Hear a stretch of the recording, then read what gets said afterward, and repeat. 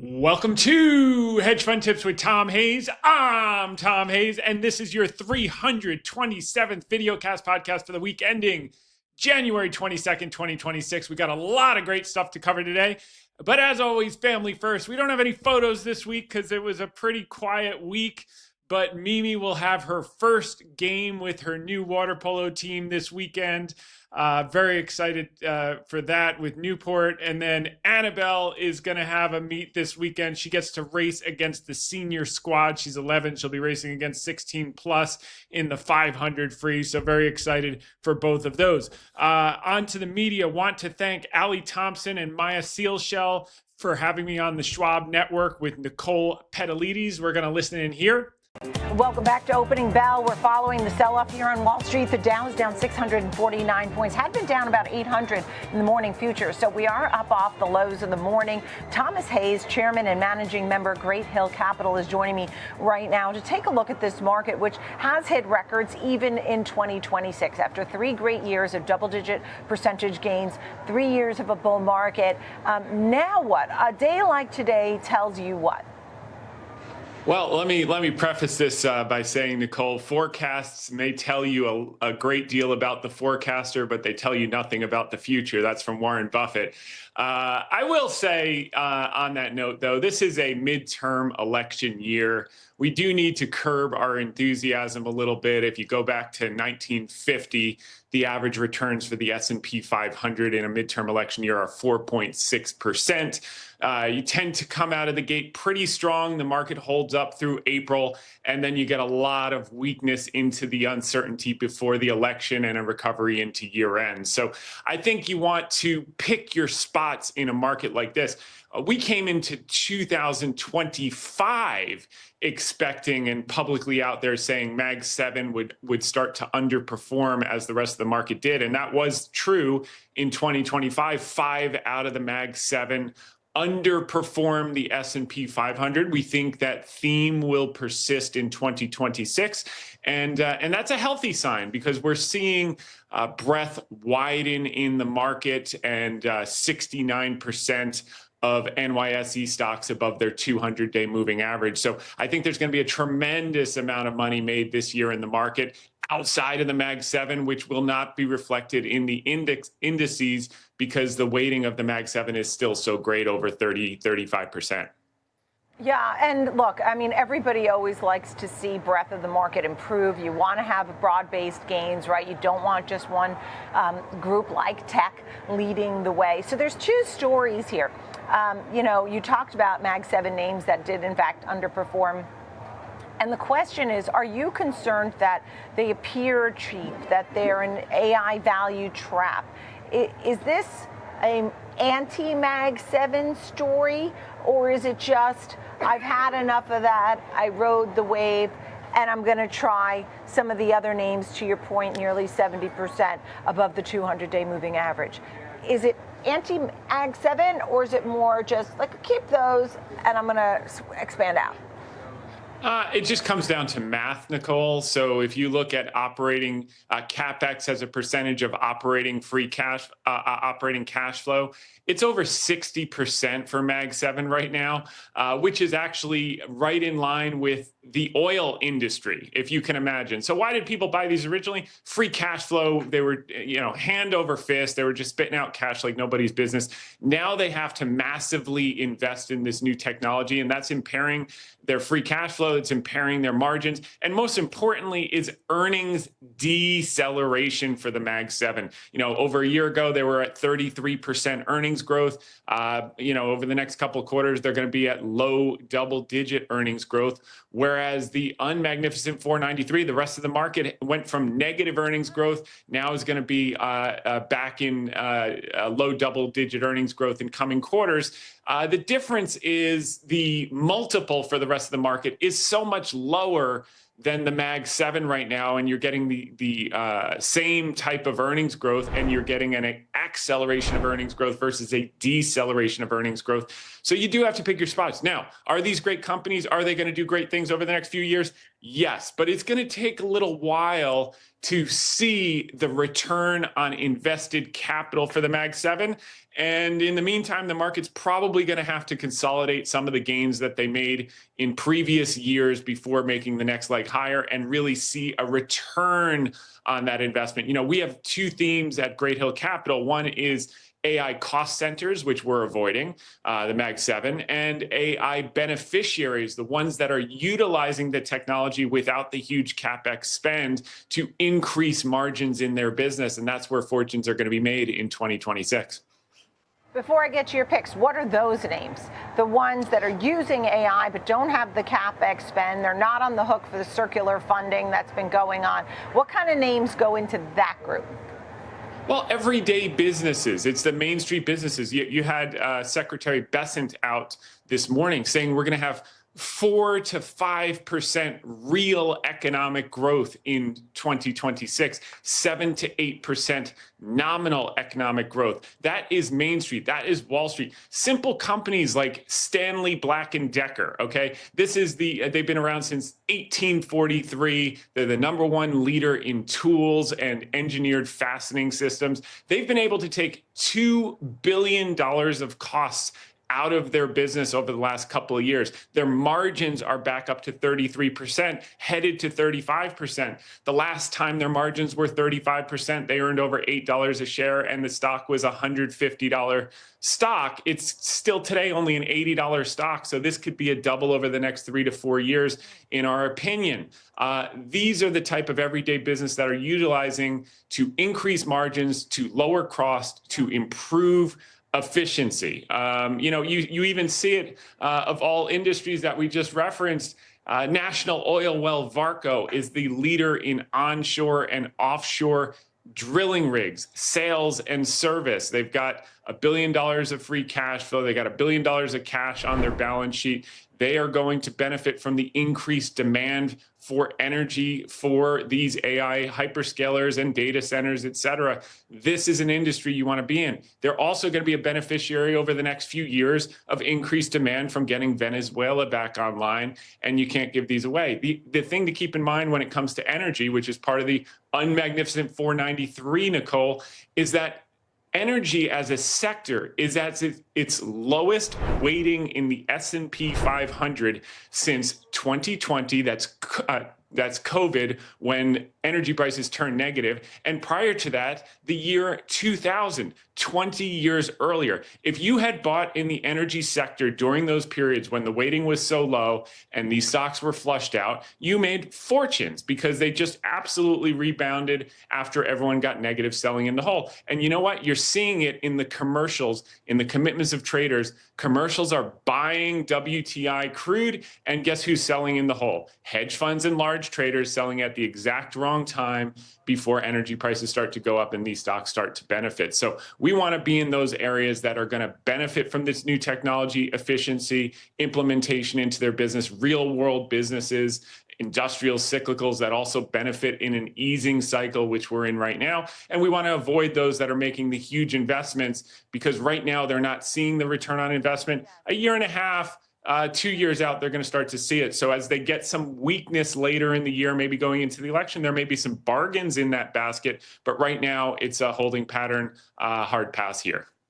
Yeah, so you're talking about oil, National Oil Well Varco. You talked about the free cash flow, the cash on the balance sheet, Stanley Black & Decker saving $2 billion and seeing margins on the rise. You also had for us today your picks, Diageo and Estee Lauder. I didn't want to leave those out, Thomas, but we'll have to leave it there. It was a great conversation, and thank you for the specifics on all of that. I'm sure folks found that to be very useful. Thank you. Great to see you. Thomas Hayes, Chairman and Managing Member, Great Hill Capital.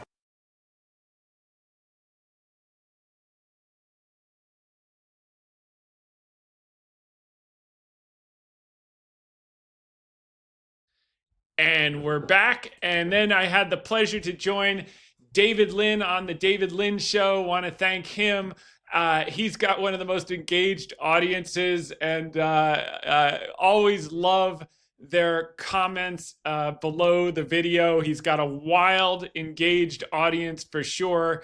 We covered some real in-depth overview of the market, so we'll listen in here You want to make a lot of money in the stock market? Very simple. Buy low, sell high. Everyone knows it. No one does it. Okay. That's why GLP-1s are so popular. And that's why all this social media is so popular. No one wants to do it. The time to buy these was not when they were in the headlines. It was when doors were falling off of Boeing's plane and you couldn't give the stock away and everyone forgot that it was a duopoly. Once the trapdoor opens, the biggest proponents of them, they disappear. Are we witnessing the beginning of a massive dump of U.S. assets worldwide? We're going to find out what's next with our next guest, Thomas Hayes, managing member of Great Hill Capital. This video is sponsored by Kalshi. It's a fully regulated platform that lets you trade on real-world events, from economic data to political outcomes. Sign up and use my code LIN, L-I-N, link in the description down below, or scan the QR code here, and new users will get $10 when you deposit $100. Traders can put money down on their favorite teams, events, elections, and more in all 50 states, including California and Texas, and over 140 countries. More on that later. Thomas, welcome back to the show. Good to see you. Thanks for having me, David. Glad to be here. Before we get your asset allocation strategy for the year, so happy New Year, by the way. I know it's already third week of January, but the first time I had you on since beginning of the year. Before I get to that, I want to talk about something that's on people's minds, which is the risk of U.S. Treasuries being dumped by Europeans. So this is not happening en masse, obviously, not yet. And we could extend this conversation to all assets, not just U.S. Treasuries, but just coming in yesterday, Danish pension funds sold $100 million in Treasuries. Academic or pension said it's exiting U.S. Treasuries because of finance concerns, not because of what Trump has said about Greenland. The president, with the chief investment officer, said the decision was based on what it sees as poor U.S. government finances amid what they call America's debt crisis, but it also comes as tensions escalate between the U.S. and Denmark. It is not directly related to the ongoing rift between the U.S. and Europe, but of course that didn't make it more difficult to make the decision. Okay, so maybe this is just an isolated incident, and of course $100 million in treasuries is a drop in the bucket, but what's your take on this risk? I think this guy's a clown without a circus. I mean, $100 million is like shooting a BB gun at a tank coming head on. The U.S. Treasuries is the water in the global plumbing system of the financial system. $100 million is a joke. China was a bigger threat in terms of doing that. Japan was a bigger threat in terms of doing that. The fact of the matter is, if they're sending products to the U.S., they're buying treasuries over time, and it's the safe haven that everyone goes to when there's uncertainty and when they need a secure government backstop and a rule of law. So, yes, we run risk over time if our finances aren't in better order. I will say that we had the lowest deficit in 3 years as a result of tariffs last year, close to $300 billion collected. So things are on the right track. We'll see what happens with the Supreme Court ruling on the tariffs and whether he'll have to use 4 sections in the code to work around and dividend out the current cash. Or it will remain status quo. But as far as little Denmark dumping $100 million in treasuries, it's actually a weak move from their standpoint, and it probably prompts Trump to be more aggressive with the Greenland negotiations. Interesting. And what are the wider European investor response, if any, Thomas? They can't afford to do it. Mm-hmm. They can't afford to do it. So I think that everyone's saying, oh, what are they going to go into? What debt are they going to buy? They're going to buy pigs debt, like we had the European financial crisis. They can't issue a unified bond, so they could buy their own debt. They can buy Chinese bonds. They're going to buy JGBs when their yields are blowing out and the carry trade has been unwinding for 12 months. They're going to buy gold at record high levels. I mean, at the end of the day, historically, if you'd bought gold when all the central banks are buying gold, you had a problem and you were the bag holder. So we'll find out if this time's different, but everyone chasing gold at these levels, including central banks, we'll see how that works out. Well, there seems to be this shifting in alliances. So Carney, Prime Minister of Canada, Mark Carney, recently visited Beijing, made a deal with China. 49,000 Chinese EVs are to be imported to Canada at a 6.1% tariff rate, which is much lower than before, in exchange for canola oil and other products. My point is, Thomas, do headlines like that make you change your investment strategy at all? Meaning shifting sectors, shifting geographies even, see new opportunities come up with other stocks or assets that previously you weren't interested in? The number one thing that changes our view on how we're going to allocate into what companies is, does the headline in the news impact the ability of each company we own to generate free cash flow? And 99.9% of the time, the answer is no. So the folks that are chasing the most recent geopolitical headline, thinking they have some edge based on what just got reported, which is yesterday's news, are throwing darts at a board. And sooner or later, the casino always wins and the drinks are not free. Pro tip. So what we try to do is underwrite company by company. Number one, would we buy the entire company with 100% of our net worth if JP Morgan was going to finance us to buy the business? Okay. If the answer is we would not risk 100% of our net worth to be the equity to buy the entire company, we wouldn't buy one share. Number two is the price at a level where if I walked into the board of directors and offered to buy the entire company, they would be insulted and call security to escort me out the building.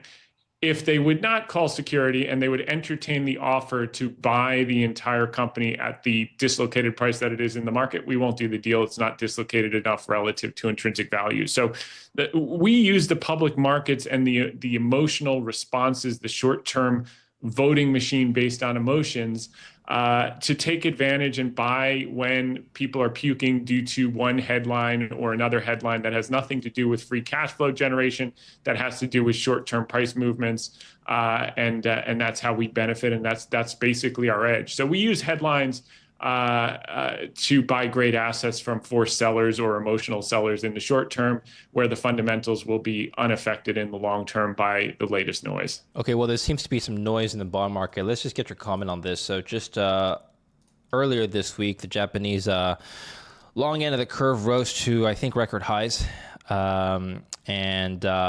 Coincidentally, the US 30-year also jumped about 8 basis points. I'm not sure if that's related. I'll get your comment. But here's a comment from Reuters.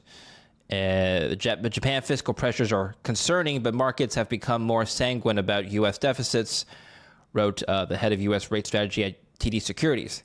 So here's a chart showing the Japanese 30-year versus other countries. Can you just comment on what happened here and whether or not this has any impact on investors outside Japan? Yeah, this is actually not news. This is something we alerted to on our podcast, Hedge Fund Tips with Tom Hayes.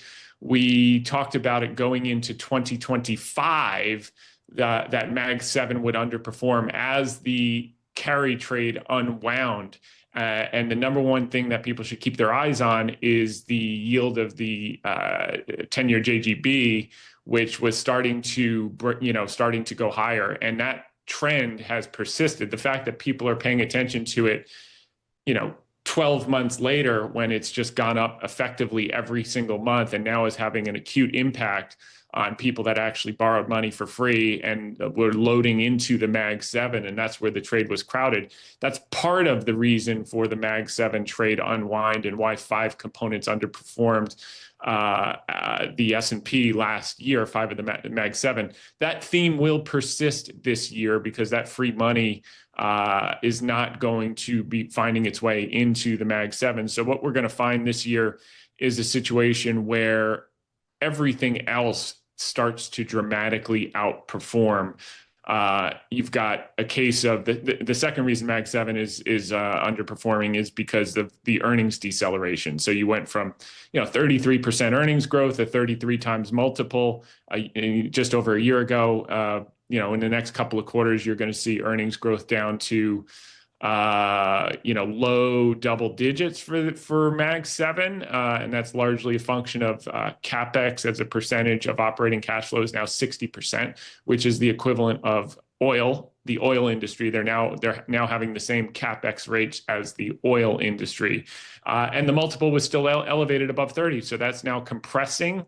as the earnings growth decelerates, and the rest of the 500 components, the 493, were at negative earnings growth a year ago, which is why they were in the gutter, and now they're moving towards double-digit earnings growth, and the multiple is still meaningfully less, at least 40% less than the Mag 7. So fortunes are going to be made in the market this year, even if the indices are only up modestly. And if we look at midterm election years, there's a strong case for modestly, because going back to 1950, S&P's up on average 4.6% in a midterm election year. NASDAQ's down 0.5% in a midterm election year, going back 7 some odd decades. So the other thing that happens in midterm election years is you have an average drawdown of 18.3%. I don't think we're going to get that pronounced of a drawdown or average drawdown this year, because you do have a level of fiscal stimulus coming through in the form of tax returns jumping 40-50%, 50 some odd billion dollars going in consumers' pockets, and you are in an easing cycle. Just as tightening works on a lag basis, so does easing work on a lag basis. So there are a lot of favorable tailwinds. You still have earnings growth in the S&P 500. I just think you're going to see a stalling or a slight contraction in the multiple, and largely led because the weighting of the S&P is still in Mag 7. They're going to underperform, which will weigh on the indices. People will be they will be underwhelmed if they're passively invested in index this year with their returns, but making tremendous amounts of money if they're picking on a stock by stock basis and doing their work. Speaking of politics, this is the U.S. Supreme Court versus Trump. The Supreme Court left unresolved Tuesday a high stakes challenge to President Trump's use of an emergency law to impose sweeping tariffs. This is from Kalshi, a prediction market. Will the Supreme Court rule in favor of Trump's tariffs? 34% of traders are voting a yes. So the question is, if they do vote, well, first of all, 34% is a minority. So let's say they vote no. Do you immediately shift your allocation to export-oriented sectors or companies? If they vote against Trump tariffs, it's absolutely meaningless. In the short term, the market will sell off. That will be a buying opportunity across the board. In the intermediate term, he'll use the other 4 sections of the code to institute the exact same tariffs. The question is, in terms of refunds to companies, because they are selling their refund claims at 30 cents on the dollar to hedge funds. So basically, I could buy a claim that Costco has overpaid $100 million of tariffs. I can buy that for 30. If the Supreme Court rules that the Trumps are invalid and the government has to refund that in the short term, and that's the way it goes, the 30 million turns into 100. The question is, does Costco sell that at 30 cents? So in the short term, it could have an impact on the budget deficit if we have to pay out all that money. I will say Trump's not going to return the money to the foreign entities that were taxed. In the case of the consumer, he'll dividend it out to the taxpayer, which will be bullish for discretionary in the short term. It'll be a one-time bump. But my guess is there will be some nuanced solution where potentially no one gets paid out from Kalshi. Some compromise where maybe limits going forward. I don't know. But at the end of the day, if you get the surprise and they're ruled invalid, some groups are going to rally, the ones that have been impacted. The general stock market could sell off, or certainly maybe the bond market, because it would have an impact on the budget deficit. So maybe yields spike up for a day or two. But at the end of the day, let's go back to how does it impact the free cash flow? And a lot of the companies that we're in have already made adjustments to account for the impacts of tariffs. So if they wind up having less tariffs, that's bullish. If it's the status quo, it's already priced in. So, the downside's kind of protected in terms of the business fundamentals. The upside is unlimited if they get a positive return. So again, this is more noise that keep people from making money by doing real work and underwriting business. It's so funny, David, I talk to people and it doesn't matter how wealthy they are, whether they're a few $100 million or they made $1 billion as an entrepreneur, they still chase shiny objects. And if I sit down with them and they say, I want to buy this stock. Well, why do you want to buy this stock? Well, it's in the news that thing went up. That they don't say that, but that's why they want to buy it. And it's going up and it's in the news. And, it's like losing weight. You go into your doctor. It's very simple. Eat less, exercise more. You want to make a lot of money in the stock market? Very simple. Buy low, sell high. Everyone knows it. No one does it. Okay. That's why GLP-1s are so popular. And that's why all this social media is so popular. No one wants to do it. But if you ask the successful entrepreneur, okay, you're interested in buying PayPal, okay? Well, underwrite it the same way you would buy a competitor in your real business, okay? So in their real business, they would say, if they were going to grow by acquisition, they would say, what's the free cash flow of the business? What's the revenue? What are the growth prospects? What value add can happen? What are the catalysts for change? And what multiple am I willing to pay? And they do a sensible deal on the basis of that. And alternatively, in the stock market, somehow, because it's a piece of paper moving on a screen, they don't do the same analysis that they would do that made them successful in business in determining whether they should buy a company. And if more people just did that because they know what to do, they just don't do it, they'd have extraordinary amounts of success in the markets, whether they're professional or not. And that's kind of what we try to help people with on the podcast. It's just explaining a framework that's sensible, that's repeatable, that's not chasing shiny objects. And then all of a sudden the trap door opens and they say, what happened? The thing about these trapdoor stocks is that once the trapdoor opens, the biggest proponents of them, they disappear. I don't know if you've ever noticed that. They go quiet for 3 months, after their stock drops 60%. And it's because really smart people aren't doing the normal underwriting that they would do in the real world, whether they're buying an apartment building, whether they're buying a business. It's not rocket science, what you have to do to make sensible investment decisions. Are defense stocks a trapdoor then, Thomas? This is Lockheed Martin. It's up about 30% since early December. So a few factors at play. Of course, Trump is proposing a raise to the defense budget of $1.5 trillion. And of course, there's geopolitical tensions heating up left, right, and center pretty much across the globe as we speak. So what's your take on defense stocks? It depends. I mean, we've been owners of Boeing for a while. That was a $135 stock in April. You couldn't give it away. Now it's $250. Everyone's getting interested. I'm not worried about the short-term news that made defense stocks as a group go up, because when I bought it at $135, I underwrote it for $300 based on free cash flow and deliveries over the next 5 years. So should I get out just because it had a move in the last 3 weeks based on headlines? No, it hasn't reached my full target of intrinsic value. So therefore, the short-term headline doesn't matter. Now, am I chasing Lockheed Martin after a 30% move in a few weeks? Of course not. That would be probably a mistake. It'll take a breather after the geopolitical fear comes out. But the time to buy these was not when they were in the headlines. It was when doors were falling off of Boeing's plane and you couldn't give the stock away and everyone forgot that it was a duopoly.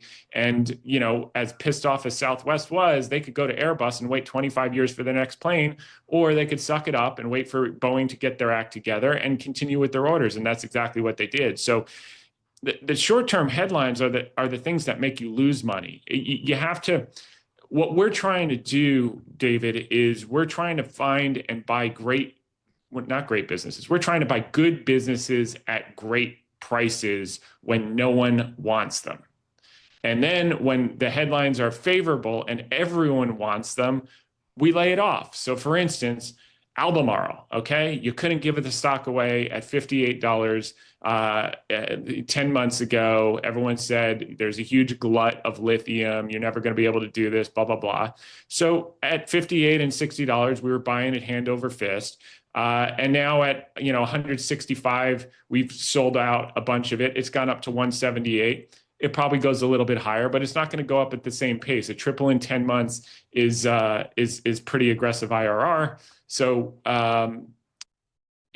these are kind of the common sense things. So the answer to your question, David, is should I chase defense stocks? They're going to go up over time, but they've probably gone up too much in the short term. And if they're in the news, I'm not really interested in being involved. I'm more interested in things that no one wants, like oil servicers. No one wanted at the beginning of this year. Everyone said oil was going into the 40s. Now you have some geopolitical noise. People are getting interested in Energy, hedge funds are selling record WTI in the hole. Commercials have been buyers. So we know it's going up because hedge funds always sell in the hole and commercials are always early and they're always right.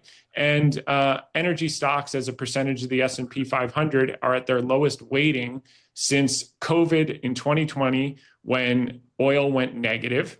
And prior to that, 2000 during the tech wreck when no one wanted them. And if you'd bought energy stocks in those periods, whether it was $33 during COVID for ExxonMobil or others, you made fortunes. And we think there's another opportunity, particularly as it relates to the servicers. And that's an area that no one wants to give away. The other area that you couldn't give away in September, which I think we talked about with you last, was healthcare. We said that was going to be a huge performer in 2026. It's had a rally into year end. There's still a lot of juice in that because healthcare outperforms in midterm election years. 9% returns versus the S&P of 4.6 versus the NASDAQ a negative 0.5. So that's kind of where we've been focused, is in those areas that no one wanted. Same with small caps. So small caps over large caps, international over US, because the weak dollar is going to be a theme for the next 2 years. Cyclicals over real world economy businesses over tech. That's worked.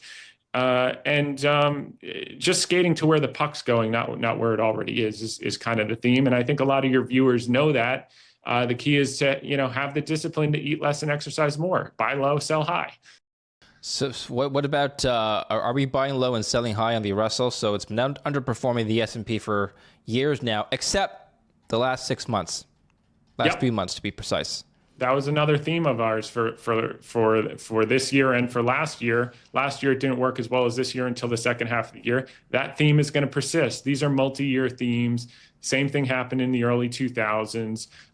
You're going into an easing cycle. They're going to be able to refinance their debt. The real world economy, the Main Street, the policies. You heard Besant on talking about 4 to 5% real growth this year, 7 to 8% nominal growth this year. Those are the environments that real businesses, cyclicals, industrials, energy, financials, they outperform, not the Mag 7 kind of defensive plays that were effectively carry trade money parking for the last 5 years. That gig is up.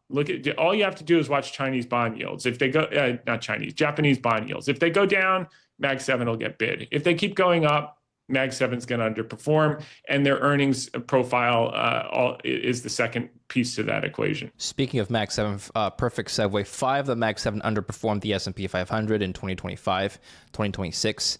This is a chart that you've shared. So take a look at this story, by the way. This is coming out of Davos, so pretty live news as we speak. This is the Microsoft chief CEO, Satya Nadella. He's warning of an AI bubble. And he's not the first person in big tech to have made messages like this. The Google CEO also said something similar last year, but he said, for this not to be a bubble by definition, it requires that the benefits of this are much more evenly spread.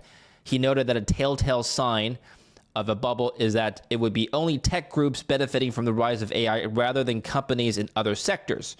He was confident that AI would prove to be transformative across industries, including developing new drugs. Okay, so can you just take this warning and evaluate it, whether or not we are seeing AI just being used by, or I guess developed and CapEx being sent back and forth by big tech companies to other big tech companies, and actually dispersion amongst other sectors outside tech is relatively low? Is that true? He's 100% right. And a key theme we have at Great Hill Capital is AI beneficiaries versus AI cost centers. We've avoided the cost centers. That has been correct. We have invested aggressively to the beneficiaries. That has been correct. I think part of the reason Mag 7 is underperforming is there is no evidence of return on invested capital today. That's going to take 1 year to 2 years. And sometime between now and then,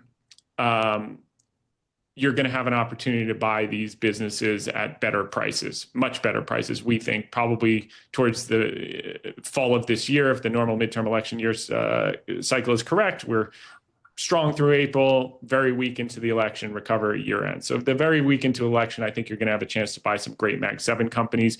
They'll look very pessimistic. They wasted all this money, no return. That return will come. I don't think we're at the end of the AI cycle. I think we're in the middle innings, and this is going to be probably an aggressive hiccup. At the same time, you're going to see the regular businesses, the 493, improving margins, increasing. One of the companies we came to talk about that we own is Stanley Black & Decker. They have recovered margins to 33%.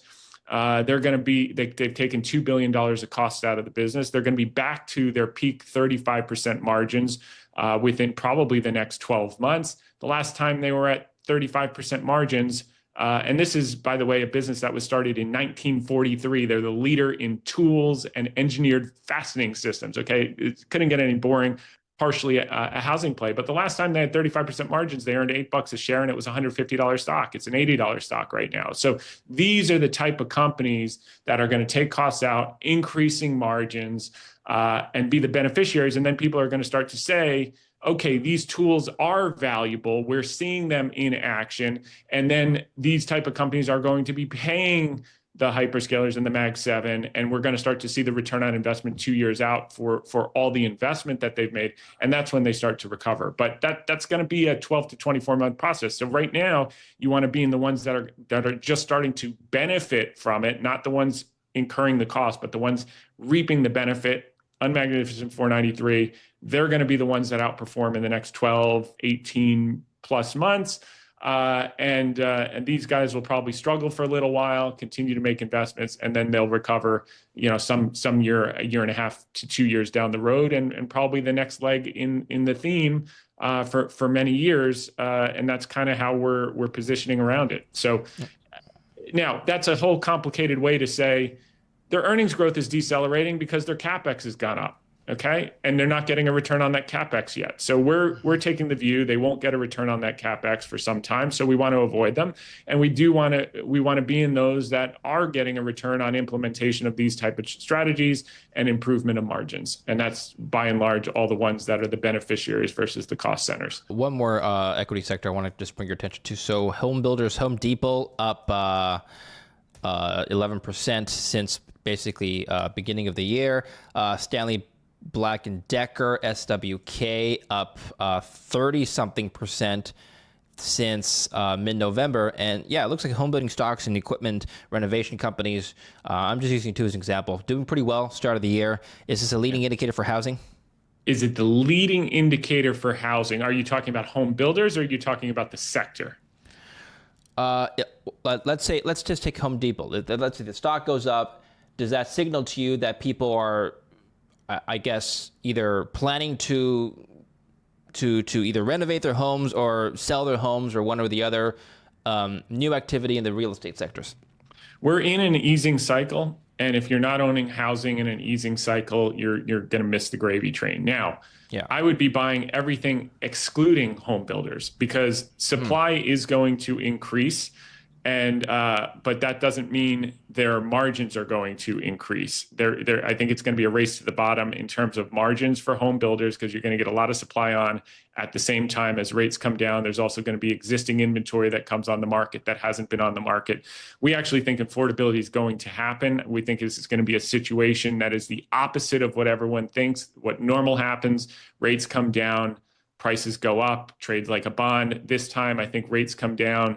I think you're going to see a glut of supply hit the market all at once. You got so much trapped equity in baby boomers who have been waiting for the window. And the minute that supply starts to hit, you're already seeing it in Florida and in Texas, and the comps hit negative, everyone races to the window. They say, holy cow, that just traded 4% below ask.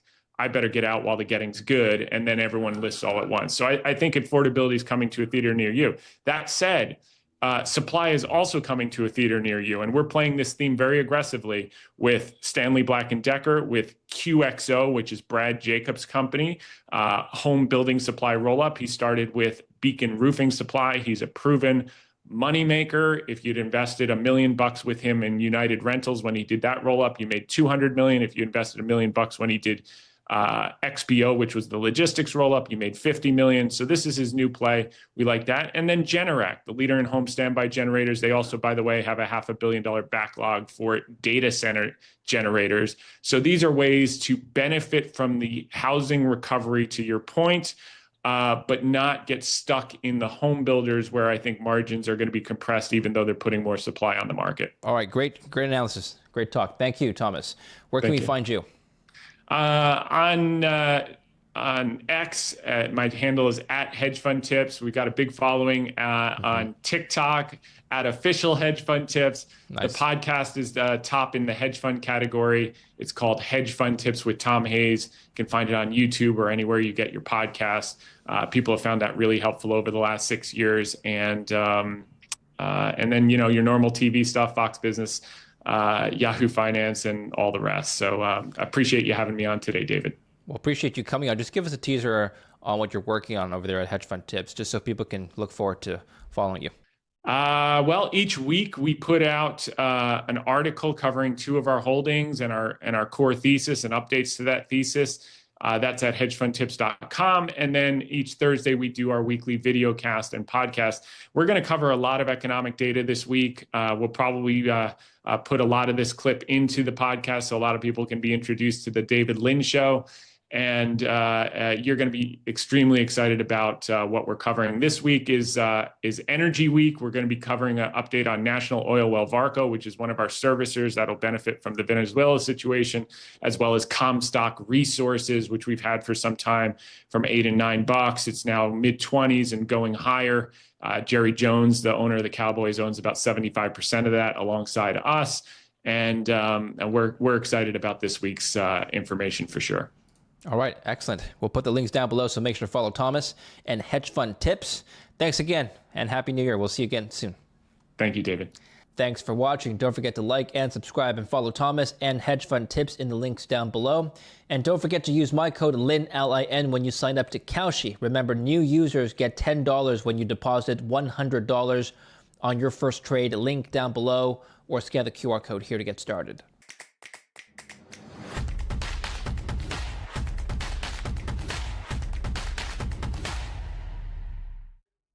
And we're back. A quote of the week, Charlie Munger. A lot of people with high IQs are terrible investors because they've got terrible temperaments. We talk about this a lot. The same characteristics that made most of my clients extremely wealthy in business and as entrepreneurs is massive action, which is, for better or worse, the exact opposite temperament that makes you wealthy in investing, which is what we like to call massive inaction, doing the proper diligence with the proper framework, and then sitting on your hands and get your doubles or triples over a few years, rinse and repeat. We'll cover more of that as we go through. And then Benjamin Graham, the intelligent investor, is a realist who sells to the optimists and buys from the pessimists. That's from Benjamin Graham. That's what we try to do here each and every week. If you go to hedgefundtips.com, you'll see our terms. As always, this is opinion, not advice. Consult your guru, your financial advisor, or your psychic before doing anything. Want to acknowledge the incredible team that we have here who have sent in pictures, the incredible community of wearing their Hedge Fund Tips swag to get the word out. And as we always say, the greatest compliment you could pay us, one, leave a comment on the YouTube video, for heaven's sake. That helps it get shown to more people. Like and subscribe, I guess, as Mr. Beast would say. My kids are always watching him. But also, we ask, if you're not a client, if you are a client, if you're not a client or whatever, and you're getting a lot of value from this, as I know so many of you are, best compliment you could pay, share it with one person you care about each week that is into the markets, needs some guidance, that could really benefit from this like you have. And that's how we'll continue to grow, and we'll continue to put this out for you, for non-clients and clients, free of charge, so long as we keep growing. And you do your part, I'll do my part, and very grateful. And so many of you are. The easiest way to get the word out is with some of the merch. People will ask you about your Hedge Fund Tips hat, your shirt. We're showing the pictures here on the website. I want to thank some of the new pictures here. Jim F. and Mike H. Awesome picture. We got, these are some new pictures from last week, obviously, with Daniel, Jeff, Tyler, Paul and Nancy, Leticia as always. And then here's another one from Rob Tobianski in front of the, I believe it's like New Zealand waterfalls or somewhere exotic. Really awesome with that Hedge Fund Tips t-shirt and so on. So you can go through and see some of the community. Now on to the data, ladies and gentlemen. So opinion follows trend. Needham was out upgrading VF Corp to $25. Where were they at 13? But better late than never. Welcome to the party. Jeffries out upgrading Alibaba. Couldn't give it away at 60. Now they're putting a $225 price target on it. I want to go through one of the most important charts. By the way, a couple of things. Updates. We like to give updates. So I got a text yesterday from a friend and client who said,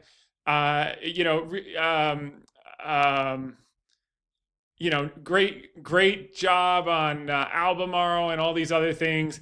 And kind of sad to see you selling Intel today and yesterday. And we took off half the position on strength in the last couple of days. Why did we do that? Number one, it's because all wars are won before the first battle is fought. And what we've said since day one, when the stock was $18, $19, $20 and you couldn't give it away and everyone was pessimistic, what was the thesis?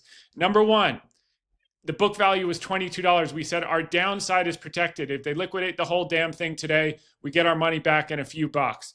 Number two, the legacy business, the cyclical CPU business is worth $45 a share. Everyone thought I was too optimistic, etc., on that analysis. And I said, when the cycle will turn, semiconductors are a cyclical business and we'll get our $45, which is more than a double. Well, we got more than that. Actually, 2.5x, 150%, got up to $55 and change yesterday. And we got paid well more than the value of the legacy business, meaning what we originally placed the bet on. So we took off half of the position, locked in our incredible gain. Fortunately, it took longer than 12 months, so we didn't have to pay short-term capital gains, which 99% of the time we don't have to, but sometimes these things move faster. It took about 18 months, so we're super excited. It's long-term capital gains. But we are betting on Lip-Bhutan. So the remainder of our position, 50% of our position, is now beyond house's money. We've taken off our house's money. We've taken off profits, and now we're riding on the speculative part of the thesis as Intel gets the advanced chips and the fabrication in Arizona, and Lip-Bhutan works his turnaround magic. We are riding that in perpetuity, and I think we'll ride it well over 100 and beyond. I think Lip-Bhutan's going to deliver, but this is the speculative start of the thesis. If the downside is covered, we covered that when we got in. We said, if they liquidate the whole damn thing, we still make money. Our downside's protected. The legacy business is worth 45. We got more than that this week, so we took it rather than be pigs. And now we get a complete free ride after additional profits, after pulling our principal off the table with a meaningful amount of stock. And now Lip-Bhutan can work his magic over the next few years, and maybe that stock 50 goes to 100, goes to 150, and we will be participating. But we wanted to be pigs get slaughtered. So we did what we set out to do, which was get paid for the legacy business, and now we got a free massive option on the rest of the business, and we're super duper excited for what Lip-Bhutan can do. And that's that. Now, where do you put money like that? Okay, we've been harvesting. We got a huge win on Albemarle, which we talked about in recent weeks. Huge win now on Intel. Great way to start the year. And we bought an incredible amount of PayPal this week, which brought our overall basis across all accounts down to the low 61s as of today, which we're super excited about. And I want to remind you about the Justin Mammis sentiment cycle. This is almost as hated as Alibaba was at $60, which was also a massive free cash flow generator with a lot of optionality, just like PayPal is. And basically, you know, you had enthusiasm at $300, you had discouragement at $50, okay, which was 2023. Then you had anxiety as it shot up to 90 in 2024, okay? There's anxiety. Then they pulled out the trapdoor, which is what we're in right now, which is called aversion, okay? Anxiety, trapdoor, aversion, right before you work your way back up to denial at $93, and then back to returning confidence as this thing works higher into the hundreds.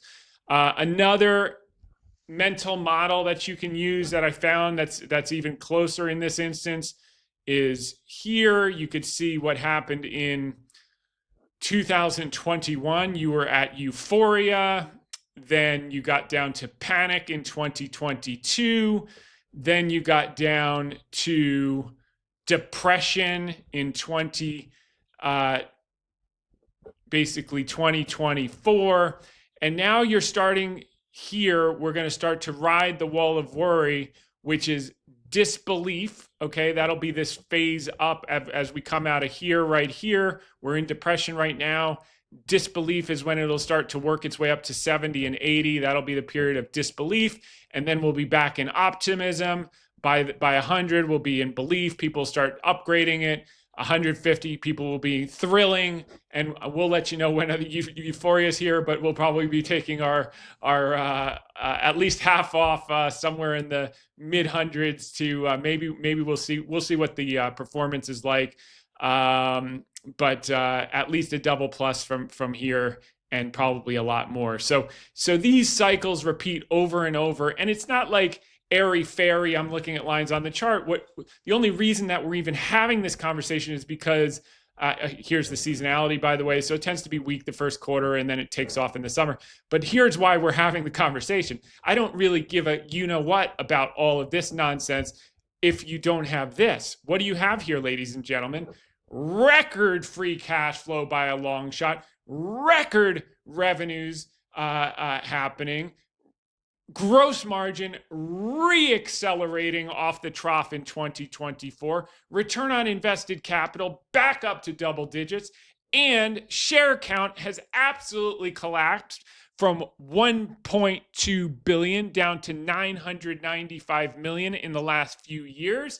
So basically your share of the pie is getting bigger and bigger and bigger without putting an additional share of stock. And as of today, PayPal is now our largest position in the portfolio. So we are just super beyond super excited between the stock and the long dated premium that we have overlaid. So we're just darn excited about it. So this is hated. No one believes it. Similar to Baba. So just wanted to share a lot of important updates at the beginning of this call. Let's get down to data here. Mag 7 to S&P breaking down. Triple top rollover, broke the neck, problemos. Small caps doing the exact opposite. If you have been listening to this podcast for over a year, you were positioned and ready and benefiting from this amazing thing that's happening that no one else believed would happen. Here, this was a trigger yesterday. I got to be honest with you. I saw this research report, and their previous price target on Intel was $26. After the stock hit $55, they upgraded their price target to $50. Talk about opinion follows trend. I got a text from a good friend, like, I'm sad to see you're selling some of the Intel, blah, blah, blah. And I just knew the euphoria is there. Let's go. You know what you got to do. And now we got this free, incredible upside. We're going to participate. But, it's House's money now. We don't speculate with our own or our clients' money. We speculate with House's money. We are now speculating on a proven entity in Lip Bhutan. but not with our money, with the house's money. And we're super excited to see how far it can go. And we can press it well over 100, I think, and beyond. So we're excited to see how that works out. It'll be fits and starts. And if it goes into the 30s in the meantime, maybe we'll buy the position back. So, all right, industry average transaction price versus industry average incentive spend. So incentives going up. This is the number one leading indicator of volumes. Prices are stabilized. This is a good thing for the car industry. Inventory is at tighter inventory conditions following a strong December with sales up 12% month over month. That should have helped Cooper Standard in their earnings. So we're excited to see then. Natural gas prices extend gains to 75% in 3 days as Arctic blast spreads across U.S. We love that for our Comstock. Seasonal composite for the 4-year election cycle. Pay attention. We've been covering this, ladies and gentlemen. We should see strength into April, and we will benefit from that and probably raise some cash into the election. You'll see some weakness before the end of year recovery. We love this setup. Or even if we're not raising cash, we'll have enough defensives that should go up while this volatility kicks in, and we're excited for that. U.S. exceptionalism to global rebalancing. So you see here that Mag 7 tech trade is unwinding with the carry trade, and very similar to the internet bubble and the Nifty 50 bubble. The air is coming out of those and going into all the other stocks that we've been preparing you for, which is super exciting. Moving along. So everyone's getting excited about Intel yesterday. So there you go. Sold to you. WTI crude oil futures seasonality. We're going to be picking up strength. That'll help Varco, National Oil Well, Varco, and others. Same with natural gas. We're seeing that play out. Demand off the charts, obviously. That's why we're in them. Main Street interest rates still high. Those will come down over this year. Forecast range, I see that. This is not an indiscriminate bull market. Investors are differentiating. Fundamentals matter. I covered that with Nicole Petalides, so I won't repeat that again. You can see here all the Mag 7 underperforming the S&P.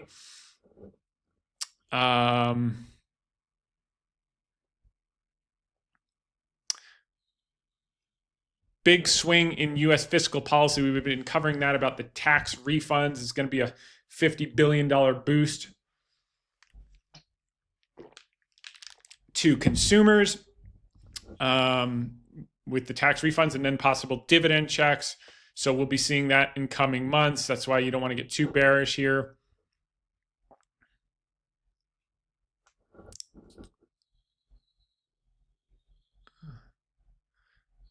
This is great. Realized correlated broadening profits to drive another strong year of thematic basics. So lower correlation equals better time for themes and stock pickers. That's the environment that we have been in and have experienced incredible results as a result of it. And that's going to continue. Russell 2000, first 10 trading days. It's actually now outperformed by the S&P, I think, by close to 10% since the beginning of the year. We've been pounding the table now. Small over large, international over US. You all benefited from it last year, and it's continuing into this year. Cyclicals over tech, and so on and so forth. Emerging markets breaking out after a 15-year sideways consolidation. We're excited to see that. BABA will be a continued beneficiary. Mag 7 earnings growth expected to slow. This has been a core theme that we've been discussing and why they're underperforming. We covered that a lot with David Lin. By the way, you can find his podcast on the David Lin Report at youtube.com. Household liquidity remains very high. Mortgages. Here's another thing, similar type of thing. Strength through April, weakness to the election, recovery at the year end.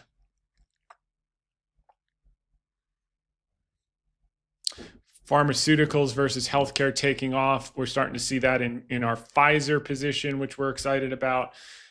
So more good news there. By the way, all the healthcares are taking off.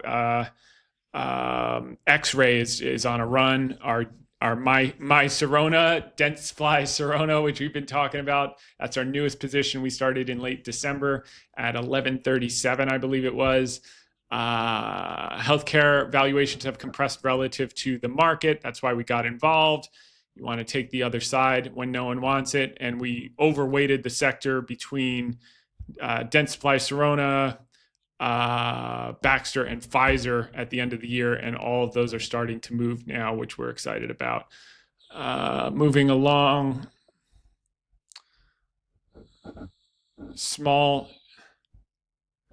large versus small relative valuations. Small caps have the lowest relative valuation to large since 25 years ago. If you'd bought small caps in 2000, 2001, you dramatically outperformed for the next 7 years. We've got our exposures between the Comstocks, the Cooper Standards, the Canada Goose, Varco to a lesser extent, Dentsply Sirona to a lesser extent. That's only 2.5 billion market cap. So we're covered. We're excited. VF Corp's a little bit bigger, but still same concept. Papa John's. So a lot of exciting stuff. Even Advanced Auto, which is starting to get bid again, which is exciting. All right. A weaker dollar equals higher S&P 500 earnings. We've been talking about that. That's now playing out. Midterm election years, classically worst year of election cycle. Same story, strength through August. And then weakness in the summer through October, and then strength at the end of the year. Industrial cycle getting started. You can see PMI's proportion of global manufacturing PMIs above 50. These are coming out of the worst environment since COVID and post-Great Financial Crisis, starting to reaccelerate above. We'll get back up to 80s, 90s over the next 2 years, and cyclicals will be humming. Stock market performance consistent with past easing cycles. No recession. That's this green line. We're following that trade, which tends to be relatively calm waters. So we're liking that.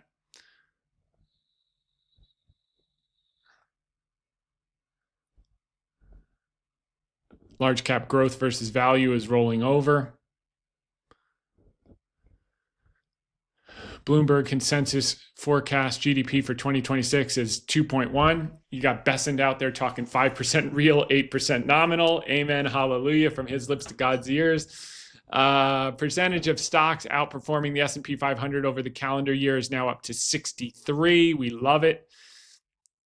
Investment grade credit spreads down at low levels. That'll help Cooper Standard refinance, which we're excited to hear. I think that's going to be a nice catalyst in the first half of this year.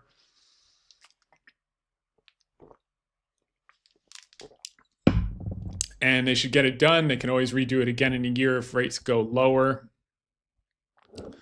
Sector positioning. People are now getting exposure to cyclicals and crowding out of tech. I think there's going to be an opportunity to, as negative as I've been on Mag 7 for almost a year now, and that's played out really well. I think there's a high probability that some of that cash we raise later in the year is going to go into Mag 7 at the lows. We'll see how that plays out, but I think there's going to be some opportunities to buy tech in the fall when everyone says the AI trade's over and it's only the 5th inning. So stay tuned, ladies and gentlemen. Tune into Hedge Fund Tips with Tom Hayes to find out what we're doing next. Love this. Global equity allocation, global energy allocation is 1.9 standard deviations below its long-term average. That's why we've got those positions, Varco and Comstock, super excited. Same thing with Staples, 1.9 standard deviations. We love the defensives here. They're going to come in handy later this year, ladies and gentlemen, whether it's the Baxters, the Diageos, everything no one wants now. Hormel's now starting to get bid. All the defensive stuff that you can't give away, people are going to be begging for in the fall, and we're going to help them out. Cash levels low, so the speculative stuff is humming. Expectations for large cap to outperform small to come down. Opinion follows trend, ladies and gentlemen. Split Congress tends to be best for stocks. My money's on that probably happens. I think Republicans are going to lose some seats in the midterm. That's not like oh, it's just statistically probable. That's what happens. I have no view one way or another. This is a podcast about making money, not making political statements. Anyone who makes economic decisions on the basis of politics always loses anyway, so we avoid that here. Japan's historic sell-off, JGB, carry trade unwind. You guys were ready for that. We started talking about it a year ago. It's played out. That's why one of the reasons Mag 7's struggling. All right. Extreme strength, historically, long-term, very bullish. Countries with rising 200-day moving average. Okay, so there's more gas in the tank. We agree. Okay.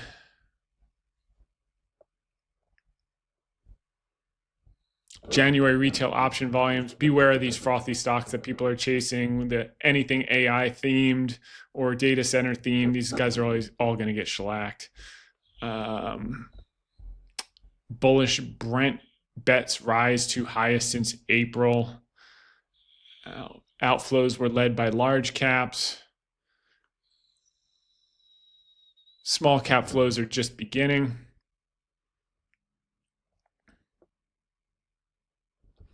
Wow, year to date, this is from Charlie Bolello as of 2 days ago. The top performing group was small caps. The worst performing group was Mag 7. The outperformance is over 11% on a relative basis. Small caps over Mag 7. What were people crowded into? Mag 7. And growth was negative 3%. Mag 7 is negative 4%. S&P down half a percent.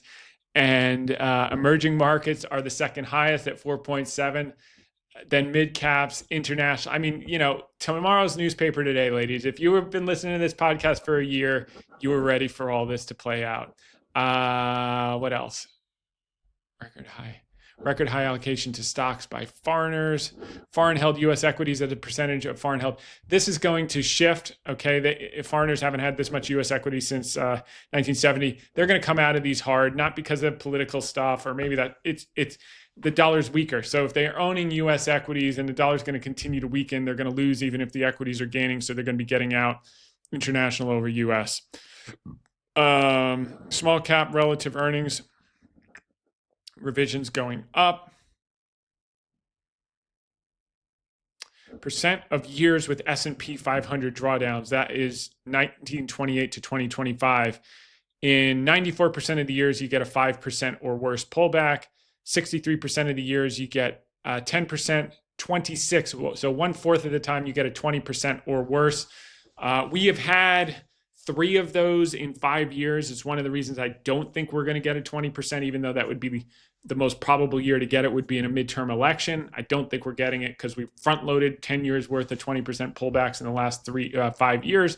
Nothing's out of the question, but the odds don't favor it. And I think that's part of the fiscal stimulus, the pro-business policy, the depreciation, the investment, the CapEx, a lot of good things going on. And the weaker dollar is good for earnings. Okay, some news. Alibaba stock jumps, how it plans to rival NVIDIA on chips. We've covered this many times. Restructuring its T-head chip unit for an initial public offering. Alibaba's doing, so we'll get a piece of that as owners. Capitalizing on NVIDIA's absence from the Chinese AI chip market. And that's that. So that would be nice to get a spin of a chip play in China. Alibaba's Qwen app advances agentic AI strategy by turning core ecosystem services into executable AI capabilities. Chinese tech giants enter the, quote, agentic commerce race as AI reshapes super apps. Alibaba's leading that race. Chinese policymakers look to focus on domestic demand to lift economy. Alibaba's the toll taker. China's $7 trillion cash pile is shifting into stocks. Bank of America's HeartNet sees China as the top long in emerging market, bull market. Opinion follows trend for sure. A deep freeze sends natural gas price soaring. It could be just the beginning. Amen, Comstock. Change in Venezuela isn't the only reason to own oil field services stocks. Good article here. That includes our national oil well, Varco. White House plan would let Americans tap 401ks for down payments on homes. What could go wrong? Trump floats idea to extend business tax break to homeowners. Depreciation is a yearly income tax deduction to recover certain property costs over a set time period. That would be kind of interesting for housing. QXO shares fall after stock offering. Why Wall Street is unanimously upbeat. I love that he's offering stock when the price is extended. That's the time to do it. He'll buy it back when it goes into periods of despondency. Brad Jacobs knows what the hell he's doing. Besant projects 5% GDP. That's our QXO, by the way. 5% GDP growth, double that of leading forecasters. I think he's got a shot at being right over the next 24 months. Main Street is starting to boom. Companies move to refinance sooner, better off to lock it in. Cooper Standard, let's see if we get some news here in the next quarter or so. That would be pretty awesome. Probably the next catalyst for the stock in addition to the volumes. Trump claims he will issue $2,000 tariff dividend without Congress. That'll be good for discretionary, aka Papa John's. Intel stock falls on disappointing outlook. CFO says chip supply will improve later this year. Better to be lucky than to be good. But going into earnings that hot and getting paid $10 more than I had valued the legacy business worth, I had to had to take it. But I'm excited. I hope it goes back into the 30s. Maybe we'll add back some, but we're just happy to ride the house's money to the promised land from here. 100 plus if he executes on all cylinders, which I think he will. TSMC says no more to NVIDIA. That's why that is Intel's golden ticket. Starting to run out of room, their capacity. That's the key thing. That's been our thesis for Intel since day one. No one could see it. Now people are starting to believe it. Disney dominated the 2025 box office. Here's how it could keep the crown in 2026. Will keep the crown. PayPal announced today they're acquiring Symbio, accelerating agentic commerce capabilities, enable tens of millions of merchants to become discoverable on leading AI platforms. And guess who will process the payment? PayPal. You have to be willing to challenge everything. VF Corp leaders discuss turnaround progress. This was a big thing. Actually, go back to the note from Needham. They basically are acknowledging the cool kids are starting to wear Vans. Again, at last week's ICR conference, VF Management highlighted the strong receptions Vans is seeing at tier 0 retailers, essentially high-end streetwear boutiques. We think this is important because the last time a Vans cycle occurred, calendar year 2017, was preceded by some high-profile fashion collabs, most notably Fear of God collaboration in October 2016, which caused the brand heat to trickle down to the rest of Vans distribution. Today, we're seeing similar situation. High-end collaborations are selling out and selling for premiums in the resale market. Fashion blogs are heaping praise upon the brand, and sneakerheads are even camping out for certain product launches. As this is taking place, we are also seeing increased online search activity for the brand, improving DTC sales tracking data, and signs of life at some more traditional wholesale partners, e.g. Journeys. That is Journeys. All in all, it feels as though brand heat is reaccelerating, potentially setting up the brand for a return to growth in the calendar year. We love that. And they talk about North Face and Timberland, and et cetera. So Bracken Darrell, you don't want to bet against him. If you'd put $1 million with him when he turned around Logitech, you made $28 million. So we love this. From 13, it's starting to take off. It's early days for growth Bracken, which we nicknamed him when he came on our podcast about a month and a half ago. You could check that out at YouTube under Hedge Fund Tips channel. Just look for Bracken Darrell. You'll see the whole interview with him.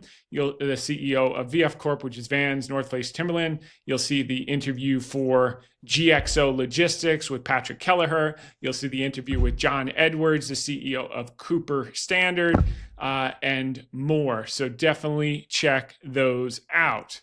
Next is, where are we at?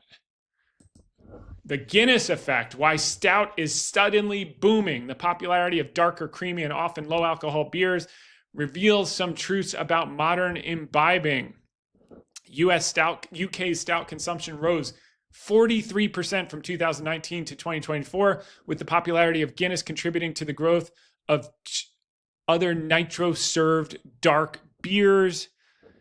Guinness remains the UK's biggest selling beer, with its sales continuing to grow, and its no alcohol version, Guinness 0.0, surpassing regular Guinness deliveries from the UK's largest online grocer, Ocado. That's amazing. 0.0 is selling more than the real stuff. I love it. Uncertainty got you down. It may be the ticket to stock market gains. You know, it's very tough to get bearish when consumer sentiment is at near record lows. You generally want to still be invested. Magnificent Seven drove markets. Now they're pulling it in different directions. Papa John's news and releases is testing protein-infused dough with the protein crust pizza. Okay, so basically they're going with the health trend, and you'll be able to get a gazillion grams of protein eating pizza all day long. We love it. Papa John's. Cheap electric SUVs could sway buyers despite end of U.S. subsidies. Okay. And then our article of the week. The toll takers of AI stock market and sentiment results. Bank of America Fund Manager Survey update on Tuesday. We put out a summary of the monthly Bank of America Global Fund Manager Survey. This month, they surveyed 227 institutional managers with $646 billion of assets under management. Here were the five key points. Number one, fund manager expectations for large caps to outperform small caps have fallen to their lowest level since February 25, dropping from a net 23% last month to a neutral at 0 this month. The rotation is still in the very early innings. Two, fund managers' average cash levels dropped to a new record low of 3.2%, down from last month's 3.3%, pushing the B of A bull and bear indicator to stretched levels at a hyper bull reading of 9.4, which is why you're starting to see a little bit of volatility. Three, fund managers' protection against equity correction over the next 3 months has fallen to its lowest level since January 2018, with a net 48% now unhedged. As we usually see when markets hit speed bumps, investors will start buying fire insurance after the flames appear. We buy ahead of it. That's why we've been building up defensive positions in the last few months to be prepared. Liquidity conditions are now seen as the best since September 2021, with a net 66% of fund managers viewing conditions as positive. Excluding September 21st, this is the highest reading since 2008, driven by the global easing cycle and the return of QE tailwinds. Five, fund manager sentiment based on cash levels, equity allocations, and global growth expectations rose to 8.1 from 7.4. This is most bullish reading since July of 2021.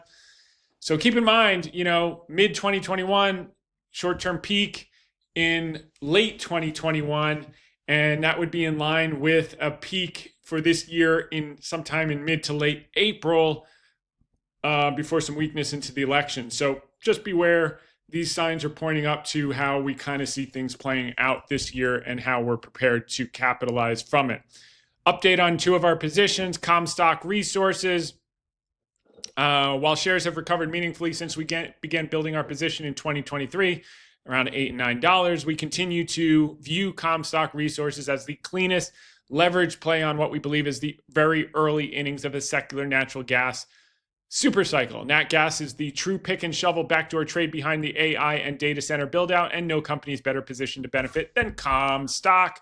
What makes this setup even more compelling is the fact that you still can't give away the energy sector. Fund managers sit on nearly 2 standard deviations underweight, with the sector making up a near record low of 2.8% weighting in the S&P 500. If history is any guide, these kinds of dislocations have consistently marked generational buying opportunities.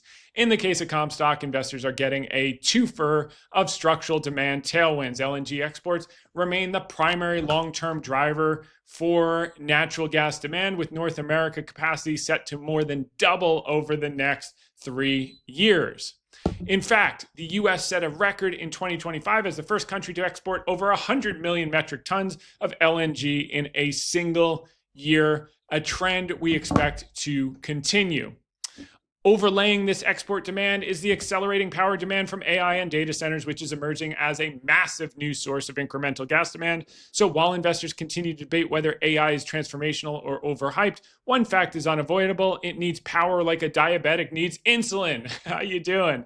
And power increasingly means natural gas. As management put it, I don't believe we've ever seen a brighter future for natural gas. Comstock is a primary beneficiary of these tailwinds. The company maintains the industry's leading cost structure, 50% below peers, and more importantly, it controls what we see as the most advantaged footprint in the country. Its acreage in the Haynesville sits close to the Gulf Coast LNG export terminals and only 100 miles from both Dallas and Houston, prime locations for hyperscaler data centers. Even more important is what management has been quietly building over the past 5 years with the backstop of majority owner Jerry Jones, a veteran wildcatter and Dallas Cowboys owner who controls about 71% of the company with over $1 billion personally invested.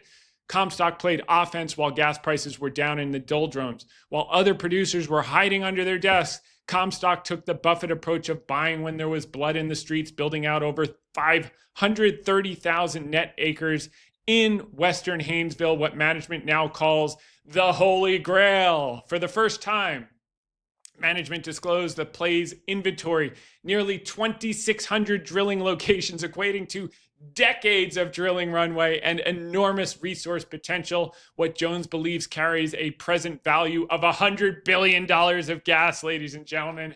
How you doing? Here's a great interview from just a few months back with CEO Jay Allison and Jerry Jones, touching on one of our favorite themes of, quote, skating to where the puck is growing, why the Comstock story is still in the early innings, and why Jerry Jones believes his investment in CRK, quote, puts the Dallas Cowboys in the shade financially. For context, Comstock's current market cap is $6.6 billion versus the Dallas Cowboys' $13 billion valuation.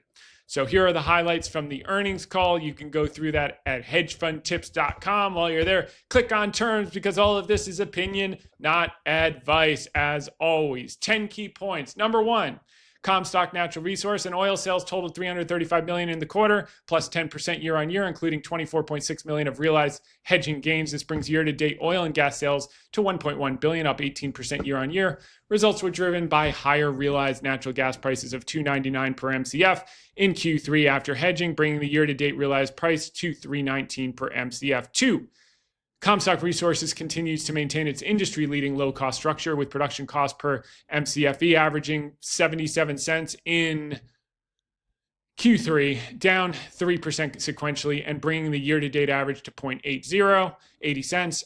Hedged operating margin held steady at 74% year-to-date, now at 75%. Management expects further drilling efficiencies to continue driving down DNC costs in 2026 across both Western and Legacy Haynesville. Three, management announced a series of non-strategic divestitures as part of its balance sheet cleanup, including the sale of Cotton Valley wells in East Texas and North Louisiana for net proceeds of $15.2 million, as well as an agreement to divest Shelby Trough assets in East Texas for $430 million in cash. These assets are substantially undeveloped and generate minimal cash flow, with all proceeds being used to reduce long-term debt. Four, Comstock's net leverage ratio improved to 3 times during the quarter and is expected to continue improving as divestiture proceeds are used to retire long-term debt. Total liquidity remains strong at $939 million, with cash and cash equivalents of $19 million against total debt of $3.17 and no maturities until late 2027. 6, for the first time, management disclosed Western Haynesville inventory, estimating the 530,000 acres,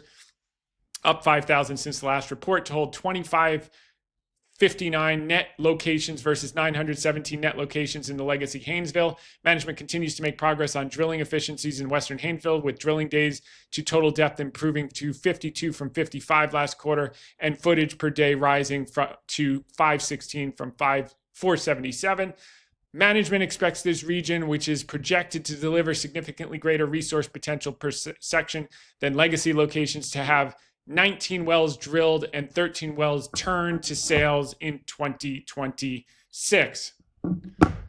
6, Comstock continues to implement new horseshoe design wells, driving drilling costs of 35% with cost of $800 per lateral foot versus $1,240 for short laterals. Drilling inventory in the Legacy Haynesville now includes 118 horseshoe locations, with management expecting to drill 8 in 2026 and another 10 in 2027. 7, management continues to see large end users driving new natural gas demand and seeking to establish direct relationships with producers and customers reaching out about long-term supply agreements. Comstock believes it is well positioned, given its location, to support data center and AI demand, as well as LNG export terminals, with management currently in discussions and working on long-term plans. 8, The legacy Haynesville region, spanning 266,000 net acres with 917 net locations, has seen 28 wells turned to sales year to date, with an average lateral length of 11,919 feet and an average production of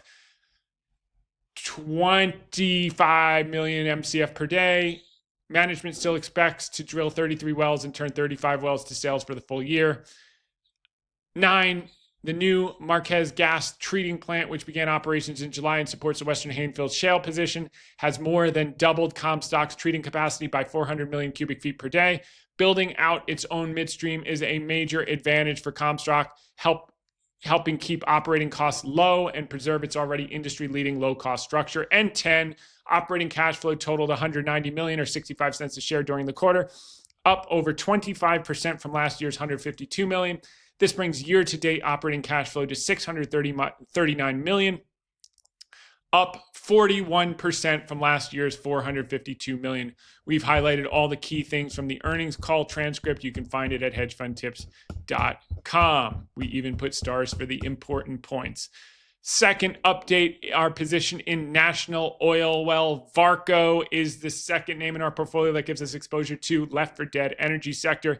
NOV is the largest OEM of rig systems and products for both onshore and offshore oil and gas drilling, commanding the largest installed base of rig equipment in the industry. Part of what originally attracted us to NOV was gaining exposure to the energy upcycle without heavy direct exposure to underlying commodity price swings. That choice has paid off handsomely so far, with a blended basis of $13.26 per share.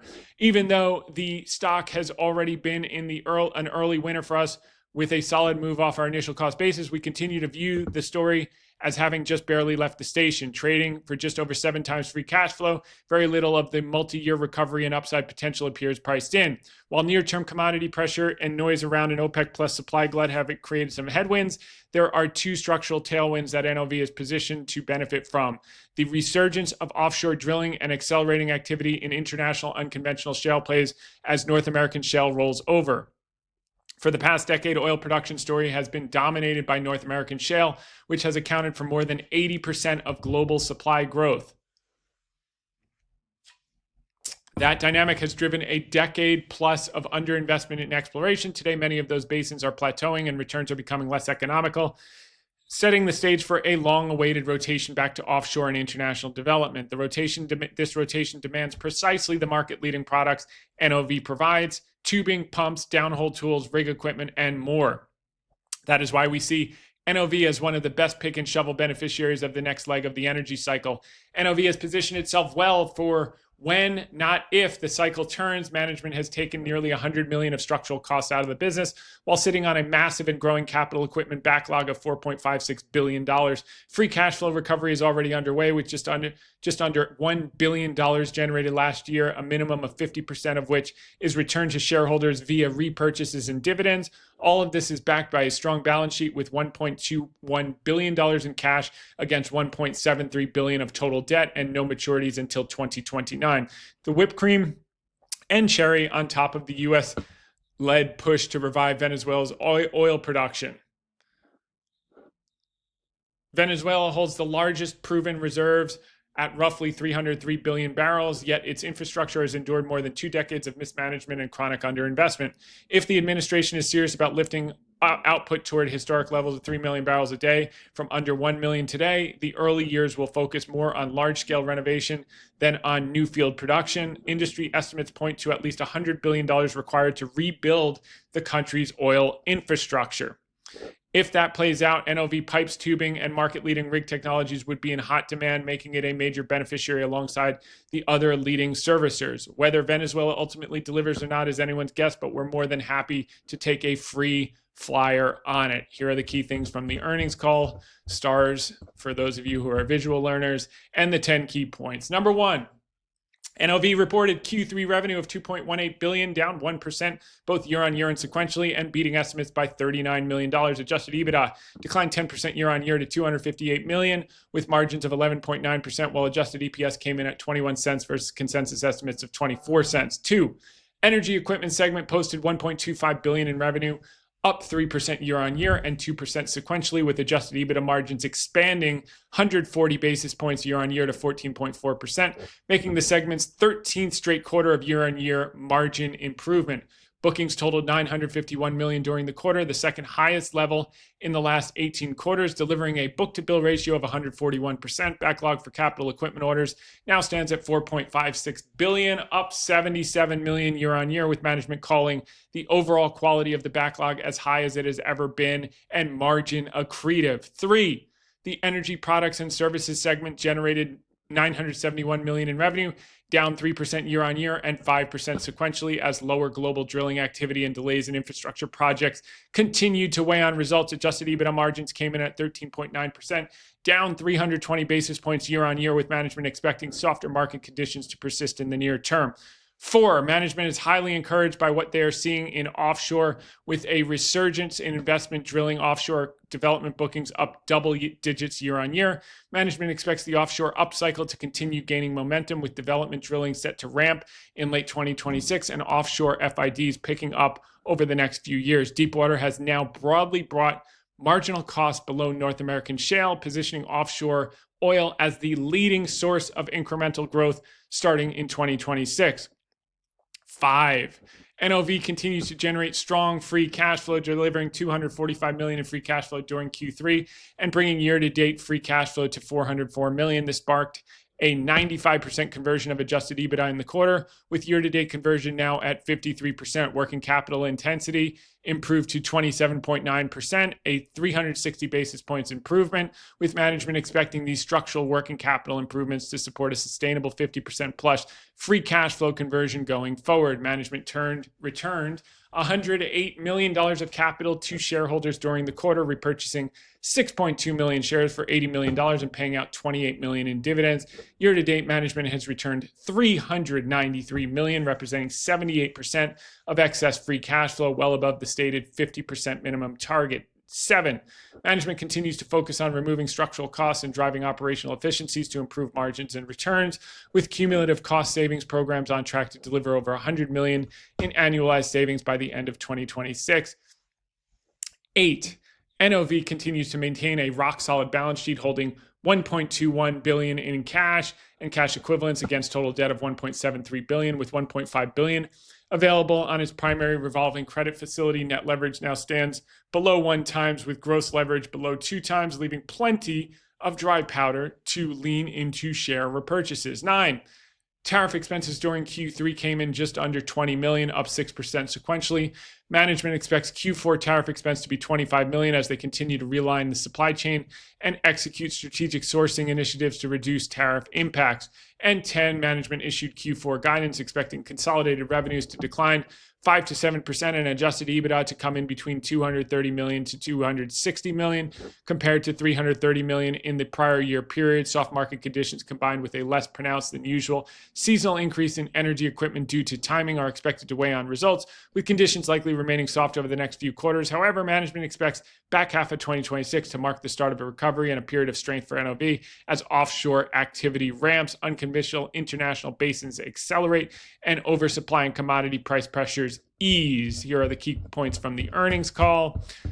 And finally, market sentiment is neutral at 55. And the raise closed. Congratulations to everyone that came in on the small accounts in the first quarter, quite a few of you. Larger accounts, 5 to 10 million, can come in anytime. The small accounts, we will open up again in early Q2, not a solicitation. S&P earnings estimates, top 30 weights revised up 4.9% in the last 60 days. On the small caps, revised down by 0.5% in the last 60 days.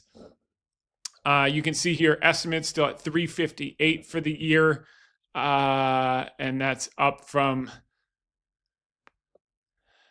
310.95 for this year, 358 for next year. So anticipating another year of double-digit earnings growth. Now we're going to move on to everyone's favorite part, which is the Ask Me Anything questions from our audience. Okay, our first AMA comes from Tupac. We've got a few in here because it's a group of friends. And first one is Mattel, the toy maker. Let's take a look at that. All right. Mattel. Here we go. A little bit of a free cash flow recovery. Revenues flattish. Margins improving. Let's take a look. This is generally not a great quality business, but if you buy it at troughs, you can make some money. I think at this level, ladies and gentlemen, let's take a look at share count. Financial analysis. Okay. All right, so revenues have basically been flat. Let's see if we can make this a tad smaller so we can see all the financials for everyone. There we go. All right. Share count has gone up a little bit. Let's take a look at free cash flow. Free cash flow has been pretty strong, so that's good to see. Balance sheet. Got $1 billion of cash, $1 billion of receivables. Long-term debt at 2.3. So look, I mean, you've got a decent balance sheet. You've got pretty decent free cash flow. You've had a kind of recovery. I just don't see any acceleration for this to dramatically take off without doing more work. Looking at it straight away, I think that it's okay, but we look for things that can outperform the S&P by 3x over the next 3 years, and I'm just not sure I see that here from these levels. It's not really dislocated, and there's no hockey stick in fundamentals to support a massive next leg higher. If you know, heads or tails, I think it's probably going up incrementally, but a move to 30 or so is not going to really move the needle for the portfolio. So yes, I think you're right. Yes, I think it's okay, but I don't think it's highest and best use to do it. So let's move on to the next one, which is CRM. Okay. That is there. This is Salesforce, and Salesforce is consistently, you know, it's fallen into the software absolute debacle. All the software stocks have gotten smashed, whether it's CRM or Adobe, et cetera. And what we've consistently said here, and look, the numbers are great. Margins are improving, revenues are improving, free cash flow seems okay. But the issue that we have here is disintermediation, which is why, like Buffett, for the most part, we've avoided all software stocks, the vast majority of them during our career. And now with the AI threat and vibe coding and the ability to be quickly disintermediated, it's an even more pronounced view. And the issue becomes the moat. But you've got a super healthy balance sheet. You've got super healthy free cash flow at the moment. You've got, let's see if they're buying in any shares. A little bit of buying in shares. Share count's basically the same. Continued massive stock-based compensation, but I guess well earned. They've run the business pretty well. You know, the thing is, looking at this from 250, could I get a double or triple over the next 3 years? The answer is no. Could you get a recovery back to 350 over the next year and a half if the AI threat is overplayed and it's not real and they can't be disintermediated? Yes. I have no expertise to tell that, and for us, it's a pass. But I do think for the right type of mindset and someone maybe that has a specific tech background and feels pretty confident in the moat in Salesforce, you'll get some appreciation, but not the level of appreciation that we demand at Hedge Fund Tips with Tom Hayes. So let's do Adobe, which is going to be a similar story, 2-pack, ADBE. All right, so this one is also, and by the way, you're not surprising me because I continue to look at these over and over and say, oh, are these is this an opportunity here? And it may very well be, but as we say here, errors of omission we can live with. Errors of commission are unacceptable. So the ability to discern how the moat might be breached, because backward looking, these numbers are phenomenal.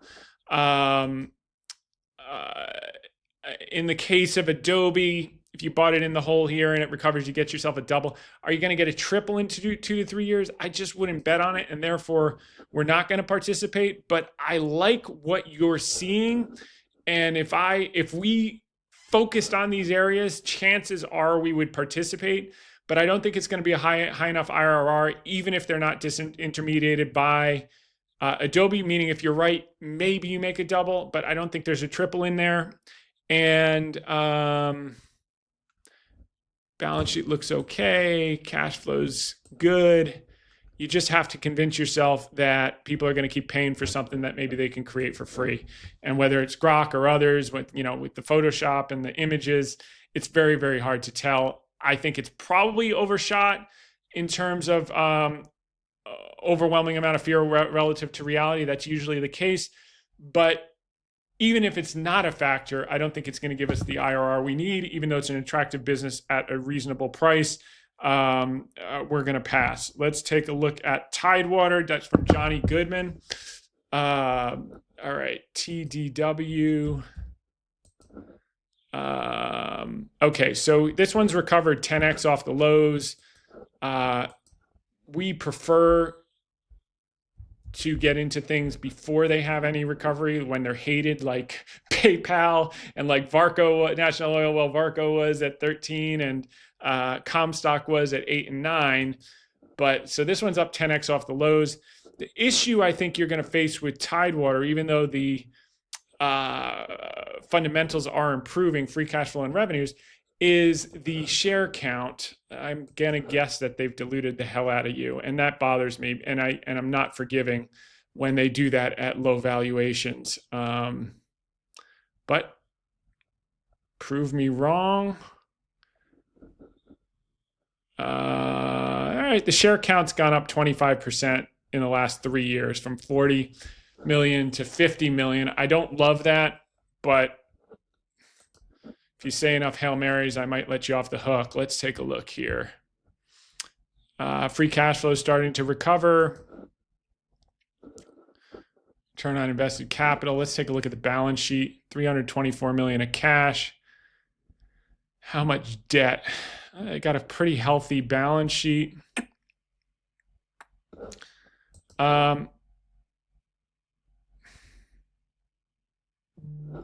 Just trying to see here.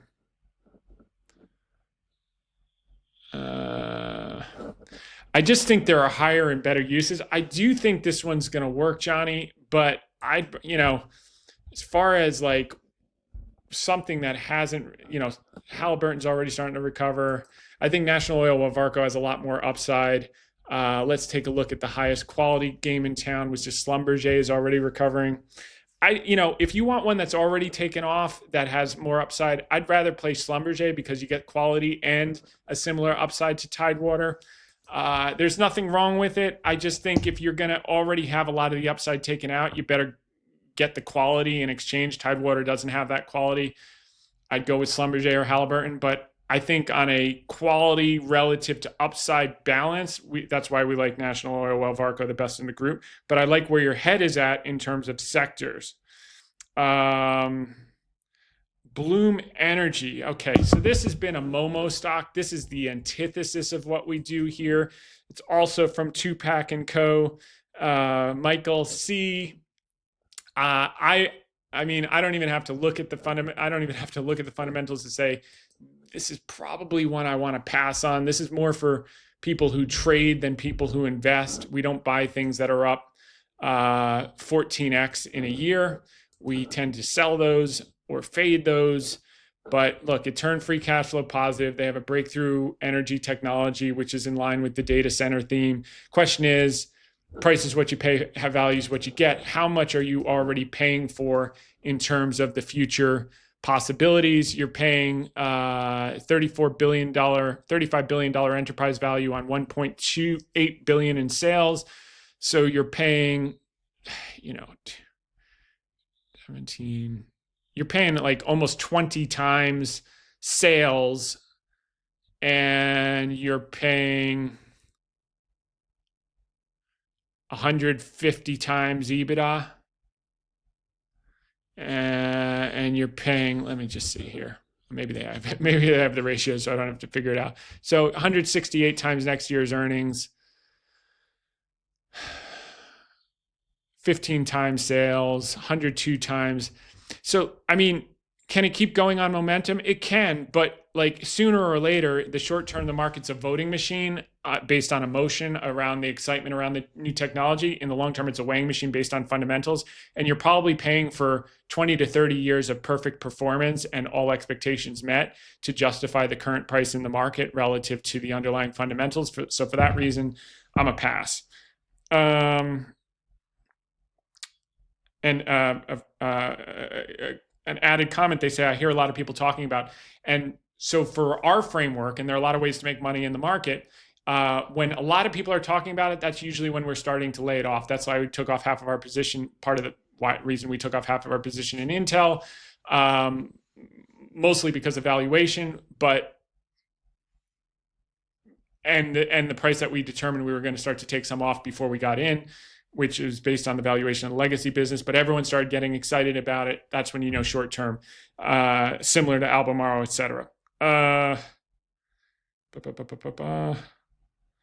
Bloom Energy. Okay, so there's a lot of excitement about Bloom Energy.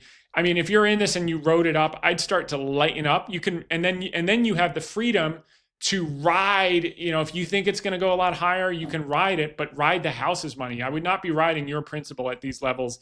Is our opinion, not advice on that stock. Okay, so we covered Bloom, we covered Tidewater, we covered Mattel, we covered Adobe, and we covered Salesforce. So great questions. Let's move on to the next. All right, good job, Tupac. Kyle asks, Rena Finance,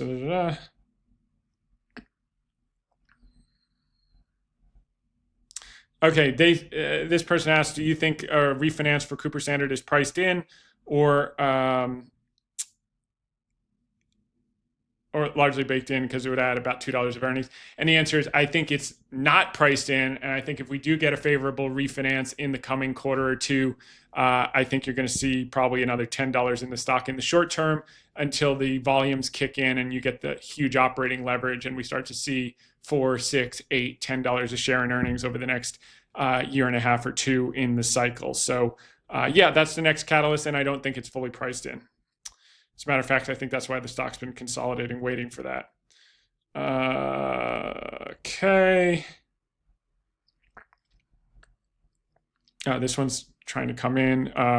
We're not accepting the $1 million accounts until next quarter. That's closed out. So that is for Andrew. We'll get in touch with you, but you'll be able to come in next quarter. We closed out the small accounts for this quarter.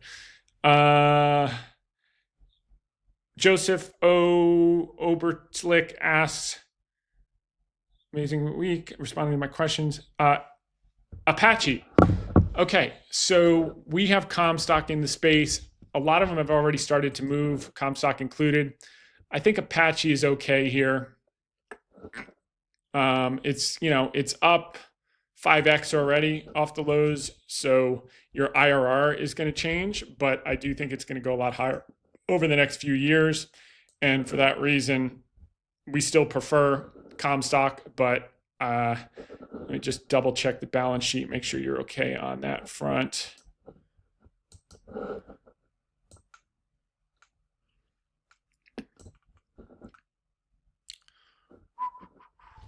Okay. $625 million of cash, $2 billion receivables, and long-term debt, $6 billion of debt. Yeah, I think they're better plays. I'd be more inclined to be in Comstock at these levels, even though it's run a bit. But generally, I think you'll be okay over the next few years with this. And the fact that you're in the right group is positive. So I'd maybe wait for a pullback, but okay, same thing. We'll open up in a few months. John Lowe, thoughts on NCLH? Someone's going cruising. I'm utterly convinced that the cruise business model is a bunch of people paying $1,000 for a ticket and spending the next 5 days to see if they can eat $1,000 of food. But who am I to say? Okay. Still cash flow negative. Revenues have recovered. Let me just see, because I think they had to issue a lot of stock during COVID to stay afloat. Wink, wink. 190 million of cash.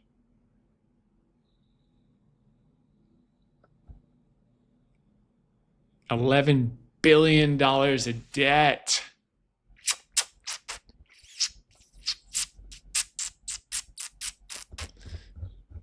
I don't like that.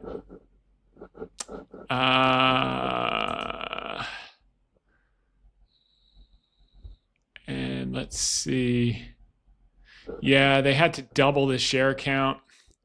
So like, okay, number one, they have solvency risk. They probably won't. They'll issue shares, but you got the overhead of them having to dilute the hell out of you if they have problems refinancing. That's number one. Number two, you're like, well, it should recover back to pre-COVID highs. The answer is no, because let's say everything went back to perfect, you have twice as many shares outstanding. So your upside is probably capped around $30, $35 because you have twice as many slices in the pie. So even if the pie gets to the same size and the free cash flow starts to generate, they'd issue too many shares. So for that reason, it's a pass. I know it looks like it probably will recover, but mathematically, again, it's about errors of omission versus commission. Doubled the share count. They're still not back to where they were before COVID. My upside's kind of 30 to 35 if everything goes perfect, and they've got a refinancing risk and an over-levered balance sheet. So for that reason, I'm a pass, and that does not mean the stock won't go up. It means I will not be involved. But I do thank you for sending in the great question. Moving along, Vinod.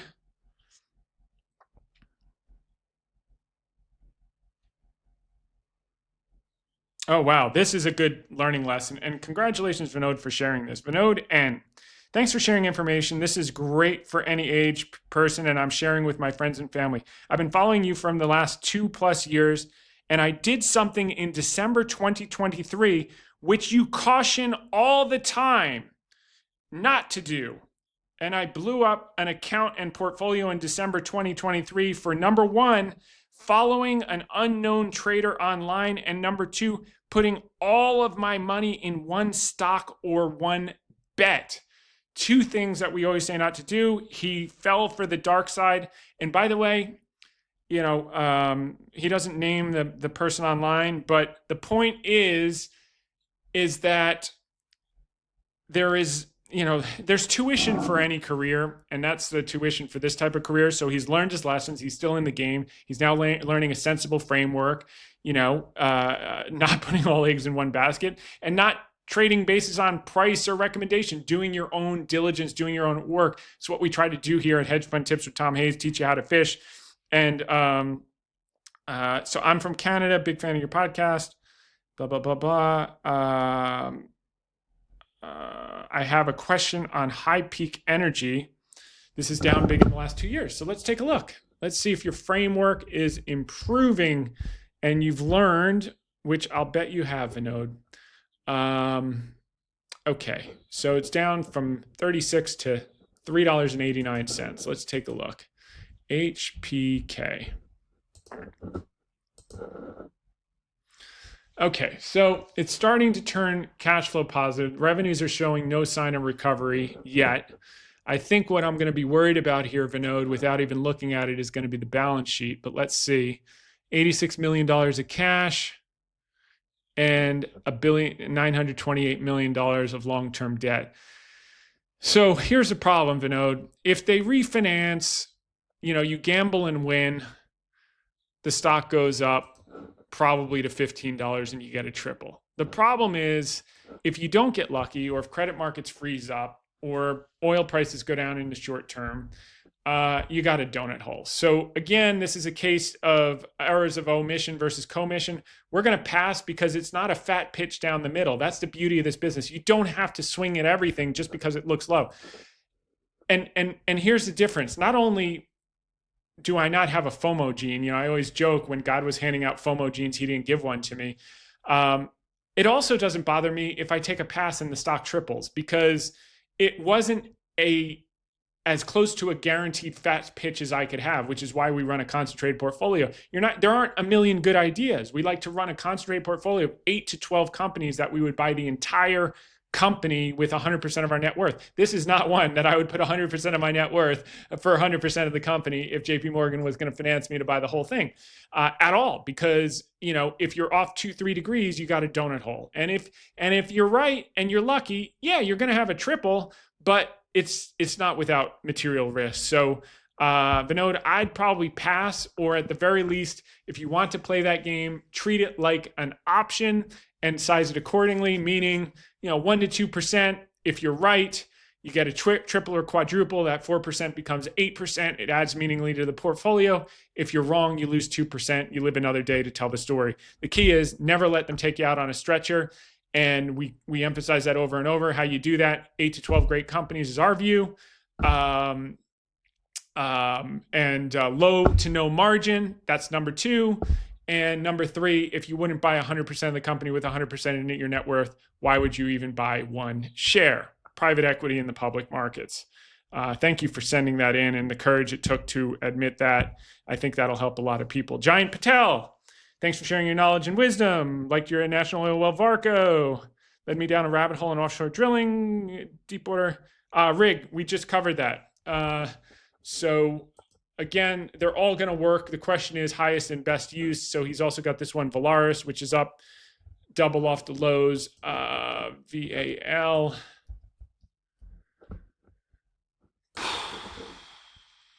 Okay, let's take a look here. Looks like it's inflecting. Let's just take a look at the balance sheet here. That's what we love about Varco. It's got the healthiest balance sheet in the group. And 368 million, 1 billion. This balance sheet looks okay. The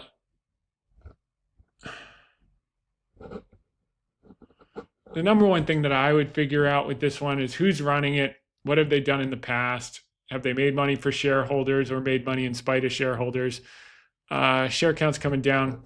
It's okay. This doesn't have a long enough public operating history for me to get excited about. And it's also had a pretty big run off the bottom. So for me, I would pass, but I think it's going to work with the rest of the group. So decent find there. Narendra. Yes. Nolan. Brent. WFG, this is a lumber producer. On balance, excluding energy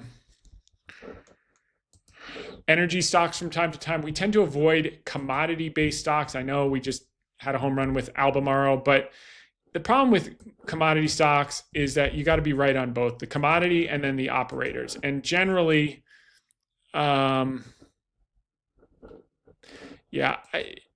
I understand the thesis here. I think it will probably work for you. This is not one we want to be involved in because you got to get so many different things right. I'd rather just look at a business that generates cash and not have to bet on exactly where we are in the cycle because it's generating enough cash to pay me through the down cycle and wait for the up cycle. Thoughts on Saudi Aramco? I would never buy a stock on that exchange, so I'm going to pass. Johannes Jensen. Thoughts about Kraft Heinz? Okay, so Greg Abel's getting out of it now that he's in charge. I think he's selling in the hole, which is not a good look for the future of Berkshire. I mean, you put a gun to my head, buyer or seller of Kraft Heinz at these levels, I'm a buyer. I think I'm a pass, but generally, but this is not the time to be selling it, especially when they owned it up at 60. Cash flow is accelerating. I mean, the business is okay, and it just seems to be the exact wrong time to be selling it. It's like you already took all your pain and you're crying uncle at the exact wrong time. 9 times next year's earnings, 8 times EBITDA. Does have a lot of debt. So it is super leveraged because the geniuses with their zero cost basis stuff, the Brazilians came in and completely over levered the company. Oh, let's see. So maybe Abel's a little worried about refinancing risk. Let's see. But they've got a 7% dividend. Let's see how much they pay out in dividends, because sometimes, so they paid $2 billion in dividends, which is great because they can cut that dividend, which is what the stock is pricing right now. And is generating $3 billion of free cash flow. Cut the dividend, you got $5 billion of free cash flow. Let's see.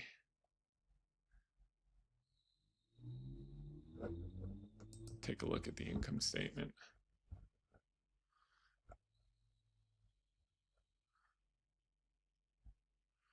Share count's been pretty flat.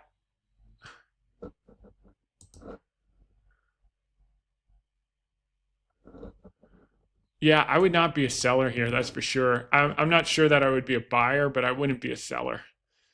So it's not looking good for Greg Abel's first major decision.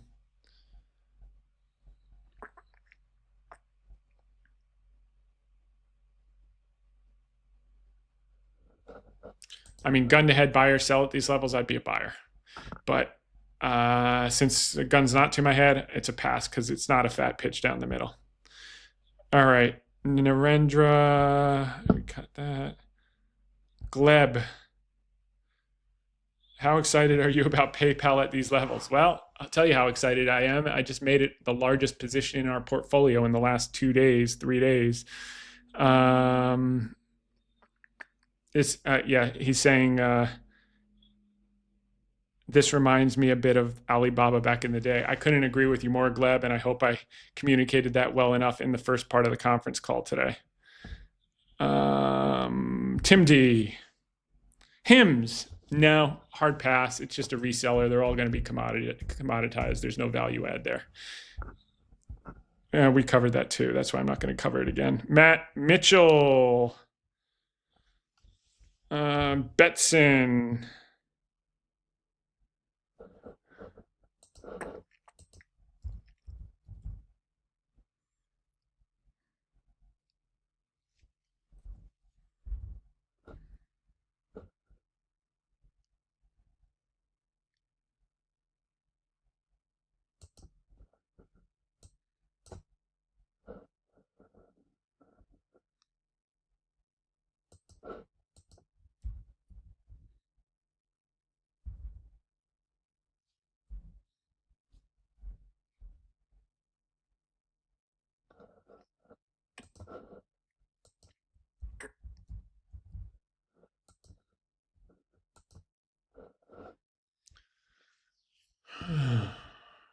Free cash flow is accelerating. Problem is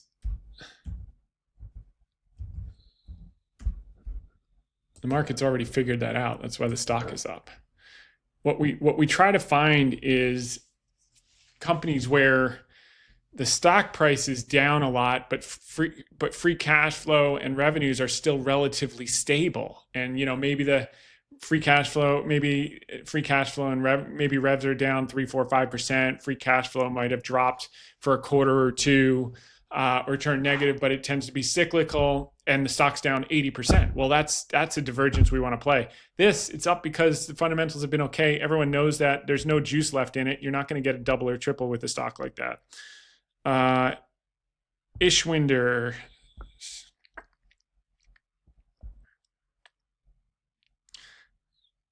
Yes, that will be a catalyst, the refinancing on Cooper Standard. Next is Jim Falcon. Global payment systems. That's a pass. We've looked at it a bunch of times. I think it'll work.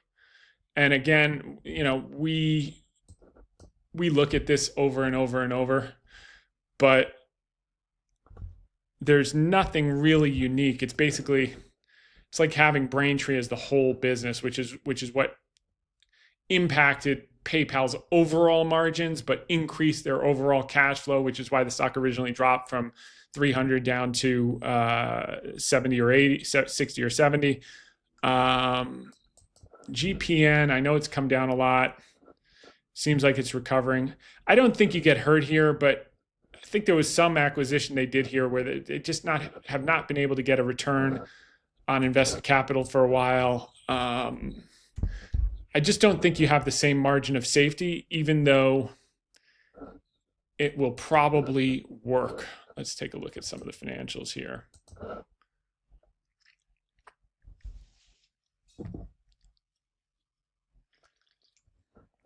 $2 billion of cash, $15 billion of debt.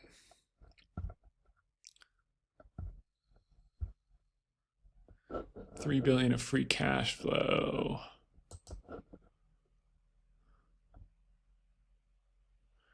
Revenue's improving. Share count starting to come down. Yeah, I mean, I think you're okay. I think you're okay here. I just don't know what their mode is. So for me, it's a pass, but I think you'll be okay with that, Jim. It's not something I would personally be involved with. UPBD.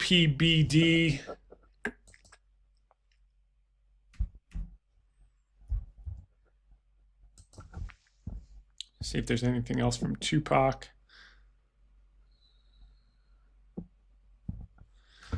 All right, UPBD is Upbound Group.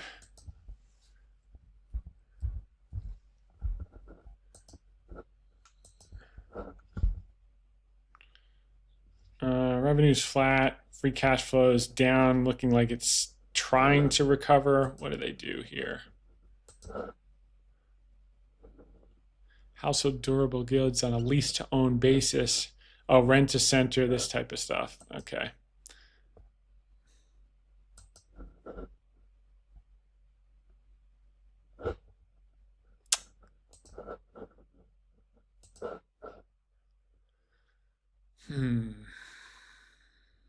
$60 million of cash, $1.3 billion of debt. That's a little levered for my style.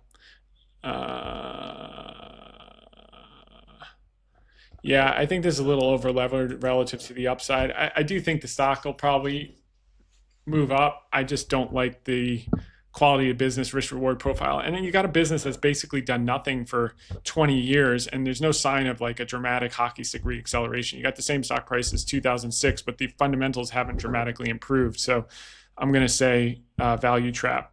That probably moves up a little bit in the short term, but all right. Here we are. Thanks for the question, Michael C.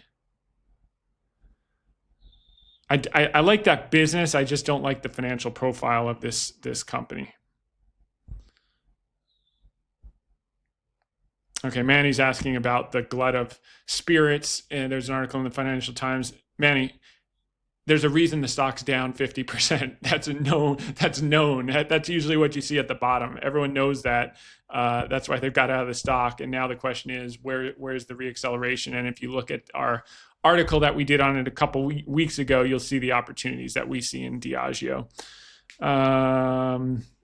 Okay, let me just see something here.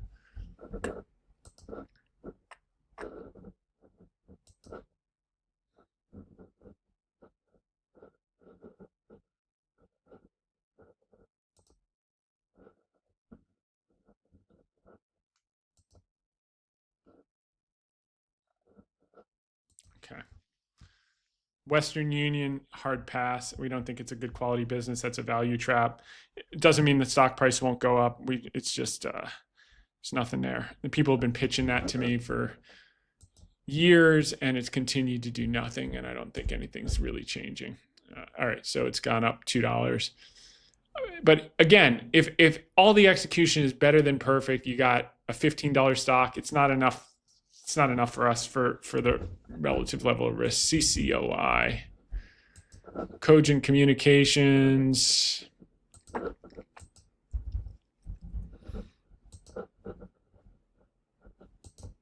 This is from David T. Still massively free cash flow negative. High-speed internet access, hard pass. That's like the comm stocks and all that stuff only. No, we're going to pass on that. Hank Douglas.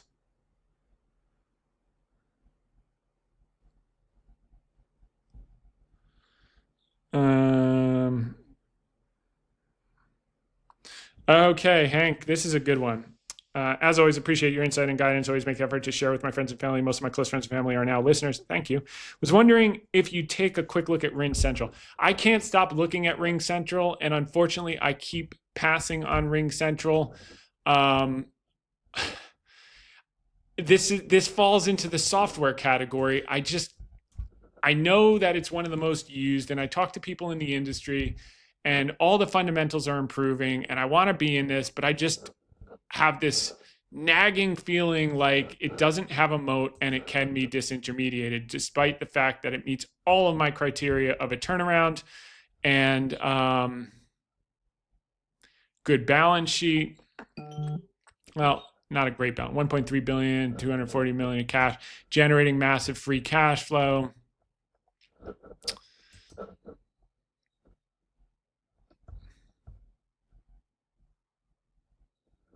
Share count's relatively steady. It just falls into that risky software disintermediated. Where's the moat? What's the risk of it getting? But I do think this one will work. I just can't get to the level of conviction where I want to risk it. I mean, it's pricing in no growth. I think this is one for a personal account. I think this one could work, Hank, but I just can't get comfortable with the moat of the business. And I keep looking at it. So maybe my mind will change like it did with X-Ray. I was looking at for 3 months until I finally got the catalyst. It kept dropping and dropping and dropping. And then finally it's just like, this is just too cheap. And I had done enough research and met an expert competitor in the market and grilled them, and they helped me with some understanding the business better. So, but I haven't been able to get that from people in the industry I've talked to about it yet. So RMP, but I think that one's going to work, and I'm going to miss it. And that doesn't matter because I don't have a FOMO gene. Still negative. This is a speculative pharmaceutical, negative free cash flow, hard pass. Eric F.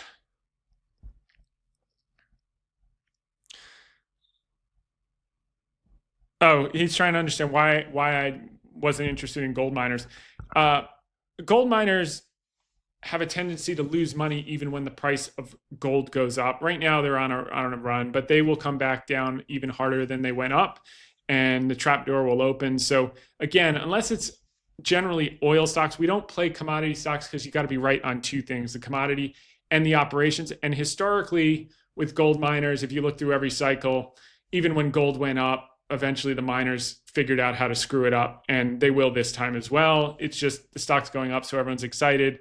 The trapdoor will open. Those things will fall harder than a sack of potatoes off a 5-story office building. You will see, but for now, everyone thinks it makes sense. They're not durable businesses. They will find a way to screw it up every single cycle. But and the answer is, as Charlie Munger would say, you don't have to get every goddamn thing right. Just a few things, and you only have to get rich once. So the key is don't make errors of commission and screw it up after you've done it. So Fiserv, I think we covered already. Sim story is GPN. Jinwan Chen, Adobe. Yeah, we covered that one already. I think it's going to work. I'm not going to be involved because I can't get comfortable around the moat in an AI environment.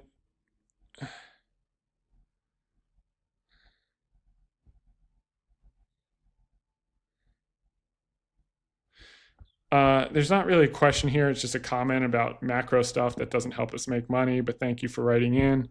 Brandon Lee, Shift 4. This is probably another software stock that we're going to just pass.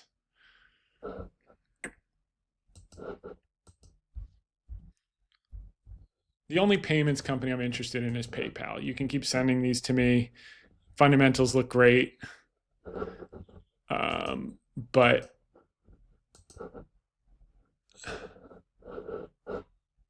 yeah, software for payment processing.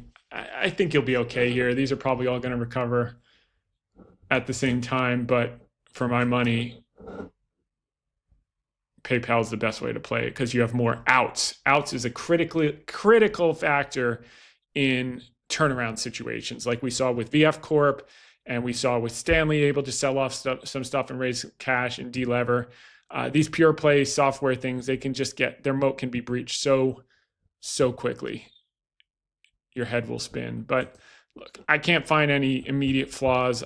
You're probably okay. It's going to recover with the rest of them. I just want to play it through PayPal. Let's just see if they've done anything funky with the share count. Yeah, I mean, I don't like this. PayPal's brought the share count down 30% in the last 4 years. These guys have doubled the share count in the last 4 years. So that makes me concerned. These are bandit type of managers. They screwed you once. They're going to screw you again. They're going to keep screwing you. Every time the stock goes up, they're going to dump new shares on your head or pay themselves like animals, 65 million stock compensation. Hard pass. I don't partner with people like that. Andrew Fisher, we got that. Greg Beck.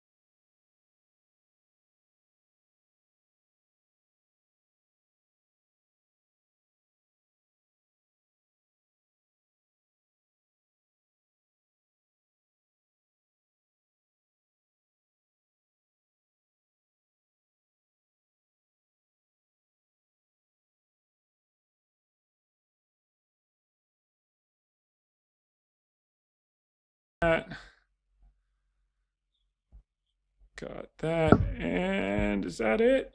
We're done. We'll be back next week. Same time, same place. In the meantime, make it a great one.